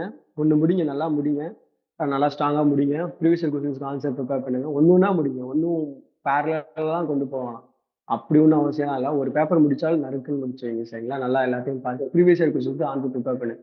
ஸோ அது மட்டும் நல்லா பண்ணுங்க. சரிங்களா? பேப்பர் 1 இது போட்டு குழப்பிக்க வேணாம். பேப்பர் 1 தனியா படிங்க. நோட்ஸை கரெக்டா எடுத்து வச்சுன்னா பேப்பர் 1க்கு உங்களுக்கு எல்லாத்துக்கும் நோட்ஸ் கிடைக்காது. எனக்கு தெரிஞ்சு கொஞ்சம் தேடி அலையிற மாதிரி தான் இருக்கும். நாங்கெல்லாம் ஒரு கிட்டத்தட்ட ஒரு 6 மாசம், அதான் சொன்ன COVID-19 அப்ப எக்ஸாம் இல்லை, 6 மாசம் டீம் ஒர்க் பண்ணி இது எல்லாத்தையும் உட்காந்து நைட்டும் பகலுமா உட்காந்து இது நோட்ஸ் எடுத்தது. ஸோ எங்கேயும் வெளியில போகாம 2 பேரும் ஃபோன்ல பேசி நோட்ஸ் எடுத்தோம். ஸோ அதனால இந்த மாதிரி நோட்ஸ் எடுக்க வேண்டிய சுச்சுவேஷன் வரும். நோட்ஸ் எடுத்துக்கலாம். சரிங்களா? நம்ம நோட்ஸ் எடுக்கலாம். நான் ஷேர் பண்றேன், என்னால முடிஞ்ச அளவுக்கு ஷேர் பண்றேன். பட் ஆனா எல்லாமே நம்ம உழைக்கணும், அதுதான் ரொம்ப முக்கியம். நான் என்னோட நோட்ஸ் ஷேர் பண்றேன், எவ்வளவு முடியுமோ அவ்வளவு ஷேர் பண்றேன். சரிங்களா? அப்புறம் ஐடியாவும் கொடுக்குறேன் உங்களுக்கு. வேற சார் இந்த திறனாய்வு இருக்குங்களா சார் ஃபர்ஸ்ட் பேப்பர்ல? அவ்வளவுதானா தமிழ் ஆப்ஷனுக்கு? சார் டவுட் இல்லைன்னு நினைக்கிறேன். சொல்லுங்க அஞ்சலி, சொல்லுங்க. ஃபர்ஸ்ட் பேப்பர்ல திறனாய்வு இருக்குல்ல சார், அது எப்படி படிக்கணும்னு கொஞ்சம் சொல்லுங்க. ஆமா அது கொஞ்சம் கஷ்டமான சப்ஜெக்ட், நான் ஒத்துக்கிறேன். திறனாய்வு ஒப்பிலக்கியம் கொஞ்சம் கஷ்டமா இருக்கும். திறனாய்வுக்கு வந்து பாத்தீங்கன்னா புக்கு நம்ம தீசு நடராஜன் புக் இருக்கும். அந்த புக்கை வந்து புக்கை வாங்கி அதை அண்டர்லைன் பண்ணி படிச்சோம். தீசு நடராஜன் சார் புக்கு படிச்சே ஆகணும். யூபிஎஸ் என்ன பண்ணுவான்னா தீசு நடராஜன் சார் புக்ல இருந்து கொஸ்டின் டைரக்டா எடுப்பான். சரிங்களா? ஸோ அதனால அந்த ஒரு புக்கு தான் மெயினான புக்கு. திறனாய்வுக்கு ஒப்பிலக்கியத்துக்கு நோட்ஸ் இருக்கு. நீங்க இந்த திறனாய்வு ஒப்பிலக்கியத்துக்கு நோட்ஸ் வந்து பாத்தீங்கன்னா நம்ம தமிழ்நாடு வெர்ச்சுவல் யூனிவர்சிட்டியில நோட்ஸ் இருக்கும். எல்லாத்துக்கும் பக்கா நோட்ஸ் இருக்கு, திறனாய்வுக்கும் ஒப்பிலக்கியத்துக்கும் தமிழ்நாடு வெர்ச்சுவல் யூனிவர்சிட்டியில. ஆனா தேடி எடுக்கணும், தேடணும், அவ்வளவுதான். அப்படியே எடுத்து கொடுக்க மாட்டாங்க. எங்க இருக்குன்னு 2-3 தடவை தேடணும். தேடினீங்கன்னா திறனாய்வுக்கும் ஒப்பிலக்கியத்துக்கும் டைரக்டா ஆன்சர் இருக்கு. எல்லா கொஸ்டின்ஸுமே ஆன்சர் இருக்கு. தீசு நடராஜன் திறனாய்வுக்கு படிச்சுக்கோங்க. திறனாய்வுக்கு தீசு நடராஜனை கொஞ்சம் ரீட் பண்ண கொஞ்சம் கஷ்டமா இருக்கும், ரொம்ப டெக்னிக்கலா இருக்கும். கொஞ்சம் முக்கியமான சாப்டர் மட்டும் அட்லீஸ்ட் இப்போ ஒரு ஹெட்டிங் போஸ்ட் மாடர்னிசம், அதாவது போஸ்ட் மாடர்னிசம்னா தமிழ்ல என்னது, பின் நவீனத்துவம். பின் நவீனத்துவம்ன்றதான் போஸ்ட் மாடர்னிசம். அப்ப பின் நவீனத்துவம்னா என்னன்னு சொல்லி யூபிஎஸ்சி கேட்பான். சரிங்களா? பின் நவீனத்துவம் என்பதை திறனாய்வு செய்க, இல்லைன்னா என்பதை திறனாய்வு நோக்கில் எழுதுக அப்படின்னு கேட்கிறாங்க. அப்படின்னா அப்ப பின் நவீனத்துவம்னா என்னன்னு தெரிஞ்சுக்கணும் நம்ம. அப்ப தீசு நடராஜன் புக்ல பின் நவீனத்துவம் பத்தி ஒரு புக் ஒரு சாப்டர் இருக்கும். அப்ப பின் நவீனத்துவம்னா என்ன அப்படின்னு சொல்லிட்டு அவர் என்ன சொல்ல வர்றாருன்றத புரிஞ்சுக்கோங்க. அவர் சொல்ற எக்ஸ்பிளனேஷன்ஸ்லாம் அவ்வளவா ஃபாலோ பண்ணணும்னு அவசியம் இல்லை. அட்லீஸ்ட் அது என்னன்னு தெரிஞ்சுக்கிட்டீங்கன்னா எக்ஸாம்ல போய் சமாளிச்சுக்கலாம். ஸோ அந்த மாதிரி புரிதலுக்காக படிங்க, கண்டென்ட்டுக்காக ரொம்ப தேடி தேடி நிறைய ஃபுல்லா படிக்கணும் அவசியம் இல்லை. நான் வந்து பாத்தீங்க அப்படின்னா தமிழ்நாடு வெர்ச்சுவல் யூனிவர்சிட்டியில நிறைய சர்ச் பண்ணேன் திறனாய்வுக்கும் ஒப்பிலக்கியத்துக்கும். சரிங்களா? எனக்கு தர்மராஜன் சார் புக்கு நிறைய கொடுத்தாரு, நோட்ஸ் கொடுத்தாரு, அவரோட சொந்த நோட்ஸ். அவர் யூபிஎஸ் ஆஸ்பிரண்ட். அவர் வந்து பாத்தீங்கன்னா யூபி இப்போ TNPSC all India civil service coaching சென்டருக்கு வந்தாரு. வரும்போது அவரோட நோட்ஸ், அவர் ஓன் ப்ரிப்பரேஷன், அவர் அங்கதான் கிளாஸ் எடுத்தாரு. All India civil service coaching சென்டர்ல தர்மராஜன் சார் ஆஃபீஸர் ஐஸ் அகாடமில இருக்காங்க, இப்போ ஒர்க் பண்ணிட்டு இருக்காரு. அவரு குரூப் 2 ஆஃபீஸர் வேற. அவரு பழைய ஓல்டு ஸ்டூடெண்ட். அவரோட நோட்ஸ்லாம் என்கிட்ட கொடுத்தாரு. ஸோ அந்த நோட்ஸ் கொஞ்சம் ரெஃபர் பண்ணதுனால கொஞ்சம் ஹெல்ப்ஃபுல்லா இருந்துச்சு, நோட்ஸ் எடுக்கிறது ஈஸியா இருந்துச்சு. சரிங்களா? டஃப் தான், நான் ஒத்துக்கிறேன். திறனாய்வு ஒப்பிலக்கியம் கொஞ்சம் நோட்ஸ் எடுக்கிறது டஃப் தான். வேற சார் அதே மாதிரி தமிழ் மொழி வரலாறு கொஞ்சம் கடினமா இருக்கு சார். அந்த இடைக்கால மொழி, பல்லவர் மொழி, தமிழ் அண்ணல் புக் ரெஃபர் பண்ணிட்டு இருக்கேன் சார். அதுல கொஞ்சம் கஷ்டமா இருக்கிற மாதிரி இருக்கு. வேற ஏதாவது எப்படி படிக்கணும்? வேற ஏதாவது தமிழ் அண்ணல் புக்கா? தமிழ் அண்ணல் புக் வந்து இலக்கிய வரலாறுங்க. தமிழ் மொழி வரலாறுக்கு சக்திவேல் புக் படிப்பீங்க நீங்க. சக்திவேல் புக் ஒரு புக்கு, சக்திவேல் சார் புக் படிப்பீங்க. அது கண்டிப்பா கஷ்டம் தான். அதுக்குதான் நான் சொன்னேன், தேவிராஜ் சாரோட புக் இருக்கு, அழகா இருக்கு. தேவிராஜ் சார் புக் வந்து பாத்தீங்கன்னா பேப்பர் 1க்கு ரிலீஸ் பண்ணியிருக்காரு. மொழி வரலாறுக்கு அளவா இருக்கும், சின்னதா தான் இருக்கும். ஷார்ட்கட் போட்டு படிச்சுக்கோங்க. இப்ப பல்லவர் கால தமிழ், சங்ககால தமிழ் படிக்கிறீங்க அப்படின்னா சங்ககால தமிழ்லாம் வந்து பாத்தீங்கன்னா நாங்கெல்லாம் எப்படி படிச்சோம் அப்படின்னா இதான்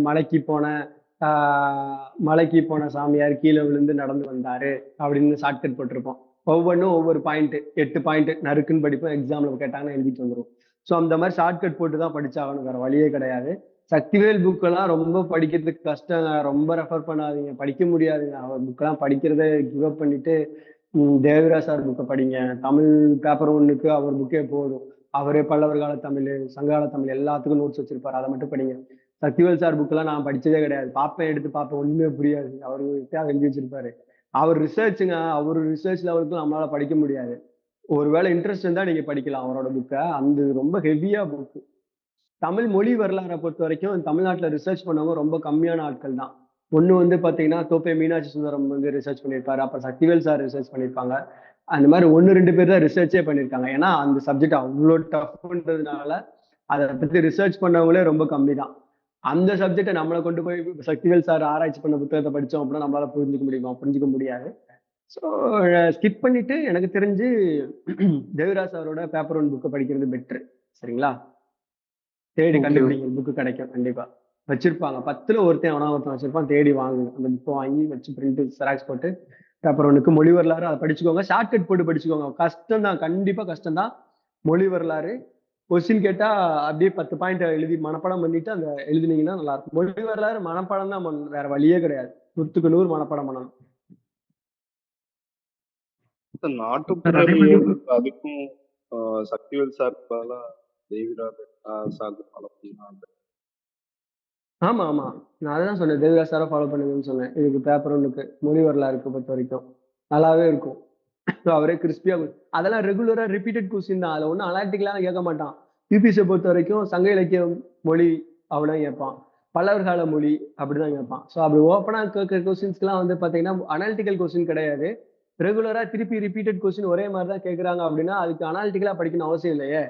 அப்படியே 10 பாயிண்ட் படிக்க போறோம், மனப்பாடம் பண்ண போறோம், வந்தா அப்படியே எழுதிட்டு வர போறோம், அவ்வளவுதான். வரலையா எழுத மாட்டோம், அவ்வளவுதான். ஸோ ஏன்னா அதுல பெருசா வித்தியாசமா கேட்கவும் மாட்டாங்க. வித்தியாசமா கேட்டா யாரும் எழுத மாட்டாங்க, நம்மளும் எழுத மாட்டோம், அவ்வளவுதான். ஏன்னா யாருக்குமே தெரியாது, ஸ்காலருக்கே தெரியாது, திருத்துறவங்களுக்கே தெரியாது மொழி வரலாறை பத்தி அவ்வளவு ஆராய்ச்சிலாம். ஸோ அதனால ரொம்ப யாரும் மொழி வரலாறுல பிஹெச்டி கூட பண்ண மாட்டாங்க. எல்லாரும் நாட்டுப்புற இலக்கியம், சங்க இலக்கியம் அப்படிதான் பிஹெச்டி பண்ணுவாங்க. யாரும் மொழி வரலாறுலாம் பிஹெச்டி பண்றவங்களே ரொம்ப கம்மி. அதனால திருத்துறவங்க ஆட்கள் கம்மியா தான் இருப்பாங்க. பயப்படாம படிச்சுட்டு போங்க. தெரிஞ்சா எழுதுங்க, தெரியலன்னா ஸ்கிப் பண்ணிட்டு அடுத்த கொஸ்டின் அட்டன் பண்ணுங்க. நமக்கு தான் ஆப்ஷன்ஸ் இருக்குல்ல. சார் அதே மாதிரி இப்போ வேற தமிழ் ஏதாவது டவுட்? ஆப்ஷனலுக்கு கேக்குதாங்க சார்? சொல்லுங்க ரிஷி. அதே மாதிரி தமிழ் ஆப்ஷனலுக்கு மார்க் வந்து போடுறது யாரோ ஒருத்தவங்களுக்கு மட்டும் தான் ஹை மார்க் ஆகும், மத்தவங்களுக்குலாம் ஆவரேஜா தான் போடுறாங்க அந்த மாதிரிலாம் சொல்லிட்டு இருந்தாங்க. அது எப்படி சார் அது? இல்ல அது ஸ்கேலிங், அது என்னன்னு தெரியலங்க. 2019 இந்த மாதிரி ஒரு குழப்பம் வந்துச்சு. என்ன பண்ணானுங்க அப்படின்னா, அது யூபிஎஸ்சி என்ன பண்ணுவாங்க நம்மளால ப்ரிடிக்ட் பண்ண முடியாதுங்க. பேப்பர் 2ல பேப்பர் 1ல 65 மார்க் 35 மார்க்லாம் போட்டு விட்டாங்க. எனக்கு தெரிஞ்சு 35 மார்க் ஏன் போட்டாங்கன்னு தெரியாது. அவங்களாம் தேவிரா ஸ்டூடெண்ட், ஒரு ஸ்வேதான்னு நினைக்கிறேன் அவங்க பேரு, அவங்க மேமு.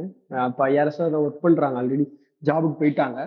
அவங்க வந்து பாத்தீங்கன்னா 35 மார்க், அவங்களாம் தேவிரா ஸ்டூடெண்டோட ஸ்பெஷல் ஸ்டூடெண்ட், நல்லா எழுதுவாங்கன்னு கேள்விப்பட்டிருக்கேன். பட் யூபிஎஸ்சி அவங்களுக்கு பேப்பர் 1ல 35 மார்க் போட்டிருக்கு. ஆனா பேப்பர் 2ல மார்க் நிறைய போட்டிருக்காங்க. ஸோ போட்டு 100 மார்க் 150 மார்க் போட்டு மொத்தமே 190 மார்க்கு எவ்வளவு மார்க் தான். அது மாதிரி சுரேஷ் அண்ணா, இப்போ சுரேஷ் அண்ணா குரூப் 1ல டிஎஸ்பி ஆயிருக்காரு. அந்த அண்ணாலாம் எழுதும்போது அந்த அண்ணனுக்கு 65 மார்க் போட்டிருக்காங்க பேப்பர் 1ல. அவர்லாம் எனக்கு சொல்லி கொடுத்தவர். அவங்களுக்கு நாலேஜ் இல்லைலாம் கிடையாது, சூப்பரா எழுதுவாங்க அவங்களாம். டிஎஸ்பி வாங்கி இப்போ போஸ்ட் டிஎஸ்பி வாங்கியிருக்காரு. ஒரு அட்டம் கொடுத்து அட்டம் முடியல. ஸோ அவர் வந்து பாத்தீங்க அப்படின்னா இந்த மாதிரி பிரச்சனை இருக்கு. ஆனா அதே வருஷம் தான் வந்து லட்சுமண பெருமாள் அண்ணாக்கு இவங்களுக்குலாம் 350 மார்க் போட்டு விட்டாங்க. சரிங்களா? தமிழ் ஓவியா மேம்க்குலாம் வந்து பாத்தீங்கன்னா 300 மார்க். ஸோ ஏன் அப்படி போடுறாங்க, இப்படி போடுறாங்க, இப்படியும் போடுறாங்க, அப்படியும் போடுறாங்கன்றது பெரிய குழப்பமா தான் இருக்கு. அந்த ஆராய்ச்சிக்கெல்லாம் எங்களால போக முடியல, ஏன்னு எங்களுக்கும் தெரியாது. இது வந்து பாத்தீங்க அப்படின்னா 2019 நடந்த சம்பவம். அதுக்கடுத்து வந்து பாத்தீங்கன்னா இந்த மாதிரி பண்றது இல்ல, பண்ணல. 2020 21 22 பண்ணல, 23 வரைக்கும் பண்ணல. இப்ப 24ல ஒரு சம்பவம் பண்ணி வச்சிருக்காங்க. என்ன பண்ணிட்டாங்க அப்படின்னா, நான் வந்து பாத்தீங்கன்னா என்னோட all India civil service coaching சென்டர்ல வந்து பாத்தீங்கன்னா நல்ல மார்க் எடுப்பேன். எப்பவுமே 274 280 டெஸ்ட் சீரிஸ்ல எப்பவுமே நம்ம தான் டாப் மார்க் எடுப்போம். சரிங்களா? எப்பவுமே தமிழ் ஆப்ஷன்ல ரொம்ப சேஞ்சஸ் எல்லாம் கொண்டு வந்து சூப்பரா எழுதணும், நம்ம பேப்பர் எப்பவுமே டாப்ல இருக்கும். ஆனா வேரியேஷன் பாத்தீங்கன்னா 220ல இருந்து 280 வரைக்கும் வேரியேஷன்ஸ் இருக்கும். சரிங்களா? ஒவ்வொருத்தரும் ஒவ்வொரு மார்க் எடுத்திருப்பாங்க. பட் ஆனா யூபிஎஸ்சி வந்து பாத்தீங்கன்னா இந்த வருஷம் 2 ஒரு 40ல இருந்து 254 வரைக்கும் தான் எல்லாருக்கும் மார்க் போட்டிருக்கான்.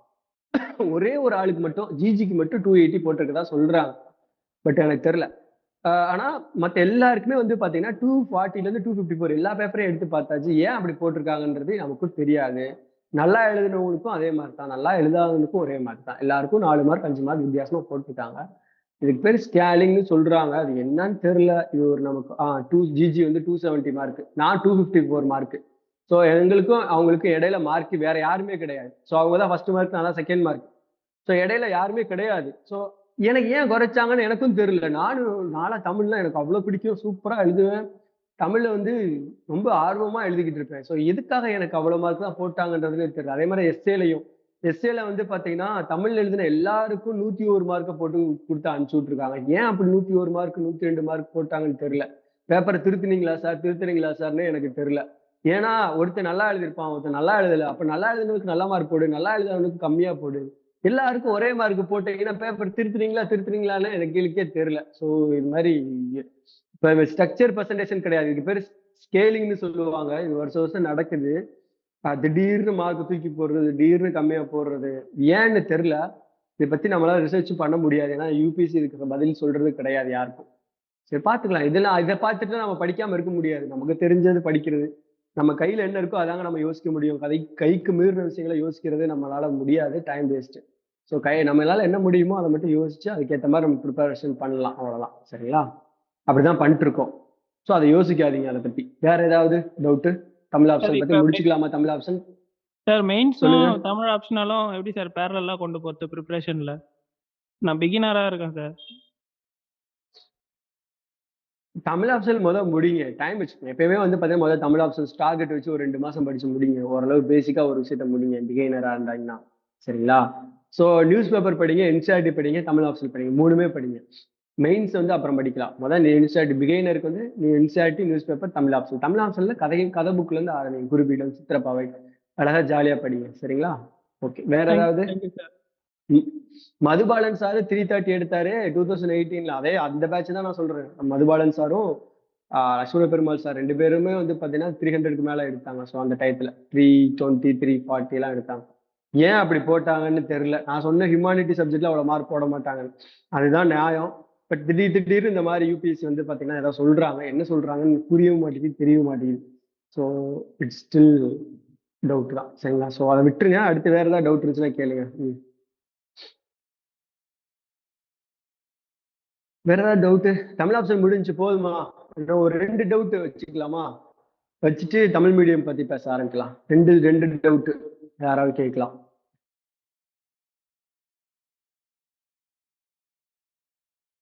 டவுட் இல்லைன்னு நினைக்கிறேன். சரி, ஓகே. இப்போ வந்து மணி 12:36 ஆகுதுன்னு நினைக்கிறேன். எல்லாரோட வாட்ச்லயும் ஒரே டைம் தான் ஓடுதுன்னு நினைக்கிறேன். சார் தமிழுக்கு வந்து 12:36. கரண்ட் அஃபேர்ஸ் எப்படி சார் எழுதுறது பேப்பர்ல? கரண்ட் அஃபேர்ஸும் பார்க்கணும் அப்படின்னு சொல்றாங்களே சார். தமிழ் லிட்ரேச்சருக்கா? ஆமாங்க சார். தமிழ் லிட்ரேச்சருக்கு ரீசெண்டா எந்த புக் வந்து அவார்டு வாங்குச்சு, சாகித்ய அகாடமி அவார்டு வாங்குச்சு அப்படின்றத பாருங்க. கரண்ட் அஃபேர்ஸ்லாம் பெருசா தேவைப்படாது. அவ்வளோலாம் யாரும் படிக்கிறது இல்லைங்க. ரொம்ப ரிஸ்க் எடுக்காதீங்க. பேசிக்ஸை படிங்க போதும். பார்க்கலாம். கரண்ட் அஃபேர்ஸ்லாம் அப்புறம் பார்க்கலாம் வேல்யூ அடிஷன் பண்ணும்போது. அவ்வளோ ரிஸ்க்லாம் எடுக்காதீங்க. சாகித்ய அகாடமி வாங்கின புக்கு அந்த மாதிரி மட்டும் பாருங்க. சார் தமிழ் ஆப்ஷனுக்கு வந்து மார்க்ஸ் வந்து கம்மியா போடுறாங்கன்னா அப்போ தமிழ் ஆப்ஷன்ல எடுத்தா கிளியர் பண்ண முடியாதா? அப்படிலாம் கிடையாது. தமிழ் ஆப்ஷன் எழுதினவங்க கிளியர் பண்ணிட்டு தானே இருக்காங்க. நாங்களே ஒரு 7-8 பேர் கிளியர் பண்ணியிருக்கோமே. எழுதுனதுல மொத்தம் எழுதுனது ஒரு 30 பேர் எழுதியிருக்கோம் அப்படின்னா 6 பேர் கிளியர் பண்ணியிருக்கோமே. அப்படிலாம் கிடையாது. இல்ல தமிழ் ஆப்ஷன்ல மார்க்ஸ் கம்மியா போடுறாங்க அப்படின்னா ஜிஎஸ்ல மார்க் வாங்கலாம்ல. அப்படிலாம் கிடையாது. நமக்கு தான் இப்போ தமிழ் ஆப்ஷன்ல வந்து 280. சொல்லுங்க. அதுக்கும் வந்து நீங்க சொல்றீங்க எஸ்ஐக்கு வந்து தமிழ் எழுதினவங்களுக்கு வந்து எல்லாருக்கும் சேம் மார்க்ஸ் போட்டிருக்காங்க அப்படின்னு சொல்லி. சோ அப்போ எப்படி நம்ம வந்து அதர் ஸ்டூடெண்ட்ஸ் கூட கம்பீட் பண்ண முடியும்? அது லக்கு தாங்க. அது ஒரு சில விஷயங்கள் லக் வந்து ப்ளே பண்ணுது. இந்த மாதிரி நம்ம திடீர்னு மார்க் கம்மியா போட்டுறோம், திடீர்னு மார்க் அதிகமா போடுறாங்க. என்னன்னே தெரியல. அது வேற விஷயம். பட் ஆனா அதை நம்ம நம்ப முடியாது. இது உள்ள போயிட்டீங்கன்னா, ஃபைட்டுக்குள்ள போயிட்டீங்க அப்படின்னா ஃபைட் பண்ணிட்டே இருக்க வேண்டியதுதான். நமக்கு வந்து பாத்தீங்கன்னா சம்டைம் எஸ்ஏலையும் எஸ்ஏல எல்லாம் 120 130 எல்லாம் போடுவான். 140 எல்லாம் போட்டு வச்சிருக்காங்க தமிழ் எழுதினவங்களுக்கு. ஸோ நமக்கு அவர் வரும்னு எதிர்பார்த்து படிக்க வேண்டியதான். ஆனா இந்த மாதிரி போட்டாங்க அப்படின்னா அடுத்த வருஷம் உட்காந்து திரும்பி படிக்க வேண்டியதான். என்ன பண்றது? This is what happen. நான் நெகட்டிவா சொல்லல. எல்லாத்துக்கும் தயாரா இருந்துக்கணும். எல்லாரும் 100% மிஷின் மாதிரிலாம் வேலை பார்க்க மாட்டாங்க. ஓரளவுக்கு இந்த மாதிரி டவுன் ஆகும்போது நம்மளும் டவுன் ஆகிக்க வேண்டியதான். நமக்கு பீக் வரும்போது நம்மளும் ஜெயிச்சுட்டு எக்ஸாம் கிளியர் பண்ண வேண்டியது. இந்த மாதிரி பிரச்சனை இருக்கதான் செய்யுது. அதுக்காக தமிழ் எடுக்க வேணாம்லாம் சொல்ல முடியாது. தமிழ் ஏன் எடுக்க வேணாம்னு இருக்கணும்? தமிழ் எடுத்தீங்கன்னா ஜிஎஸ்ல ஃபோக்கஸ் பண்ணலாம், மெயின்ஸ் ஃபோக்கஸ் பண்ணலாம், ஜாலியா படிக்கலாம். படிச்ச மாதிரியே இருக்காது. சிலப்பதிகாரம் படிக்கும்போது அவ்வளவு ஜாலியா படிக்கலாம். எதை படிச்சாலும் அது இன்ட்ரெஸ்டிங்கா போகும். ஸோ அப்படிலாம் ஒண்ணு கஷ்டமும் கிடையாது. சரிங்களா? மார்க் எடுத்தவங்க இருக்காங்கல்ல. 280 எடுக்கிறவங்க இந்த ஜிஜி எல்லாம் எடுத்துக்காங்க, 270 எடுத்துருக்காங்க இதே வருஷத்துலயும். ஸோ அவங்களே எடுக்கும்போது நம்மளால ஏன் எடுக்க முடியாது? அடுத்த வருஷம் நம்மளும் ட்ரை பண்ணுவோம். நானும் எழுத போறேன். எனக்கு இன்னும் ஒரு அட்டெம்ப்ட் இருக்கு. நானும் உங்களோட சேர்ந்து காம்படிஷன்ல தான் வர போறேன். நம்மளும் எழுதலாம். சரிங்களா? ஓகே. நெக்ஸ்ட் போதும்னு நினைக்கிறேன் கொஸ்டின். தமிழ் ஆப்ஷன்ல வேற ஏதாவது டவுட் இருந்துச்சுன்னா குரூப்ல கேளுங்க. நான் தமிழ் ஆப்ஷனுக்கு ஏதாவது அனுப்பலன்னு சொல்ல விஷயங்கள்லாம் எழுதி வச்சிருக்கேன். நான் அதெல்லாம் உங்களுக்கு அனுப்பி விடுறேன். சரிங்களா? ஸோ நெக்ஸ்ட் வந்து பாத்தீங்கன்னா வேற என்ன தமிழ் மீடியம் பத்தி பேசலாம். ஒரு 5 minutes கேப் எடுத்துக்கலாம். சரிங்களா? 12:40 ஆகுது. 12:45க்கு மேல பேச ஆரம்பிக்கலாம். சரிங்களா? 12:45க்கு மேல ஒரு 5 minutes கேப் எடுத்துக்கோங்க. நான் 5 minutes திருப்பி உங்களை மீட் பண்றேன். சரிங்களா? மியூட்ல போட்டு தான் போறேன். திருப்பி வாங்க எல்லாருமே. தமிழ் மீடியம் படிக்கிறவங்க மட்டும், மற்றவங்க எல்லாருமே போகலாம். சரிங்களா? தமிழ் மீடியம் படிக்கிறவங்க மட்டும் வெயிட் பண்ணுங்க, நம்ம பேசலாம். குரூப் 1 ஸ்டூடெண்ட் தமிழ் எழுதுறவங்களா இருந்தா கூட வெயிட் பண்ணுங்க, நம்ம அவங்களை பத்தி பேசலாம். சரிங்களா? ஓகே. ஒரு 5 minutesல வாங்க. 2:45. ஓகே, ஸ்டார்ட் பண்ணலாம். ஓகே, தமிழ் மீடியம் ஸ்டூடெண்ட்ஸ் மட்டும் இப்போ வந்து பேச போறோம். சரிங்களா? ஸோ ஒரு 42 பேர் இருக்காங்க. ஸோ இவங்க எல்லாருக்குமே வந்து பாத்தீங்கன்னா ஓகே, நம்ம அதாவது டிஎன்பிசி குரூப் பண்றதுக்கு தமிழ் ஆப்ஷனுக்கு ஸ்பெசிஃபிக்காக குரூப் கிரியேட் பண்ணி நோட்ஸ் பிடிஎஃப்ல ஷேர் பண்ண யூஸ்ஃபுல்லாக இருக்கும் சார். ஸ்பெசிஃபிக்காக தமிழ் ஆப்ஷனுக்கு வந்து குரூப் கிரியேட் பண்ணுமா? சரி ஓகே பண்ணலாம். ஸோ அடுத்து பண்றேன் நான், சரிங்களா? அதுக்கு ஏற்கனவே ஆல்ரெடி குரூப் இருக்கு. நான் வந்து பாத்தீங்கன்னா இன்னைக்கு நேற்று குரூப் ஆரம்பிச்சு ஹெல்ப் பண்ணல. நம்ம வந்து இன்ஸ்டியூட்ல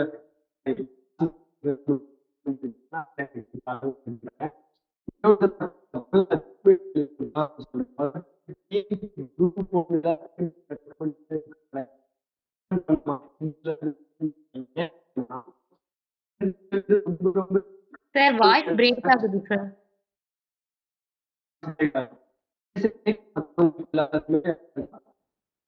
சாரி, இப்போ ஓகேவா?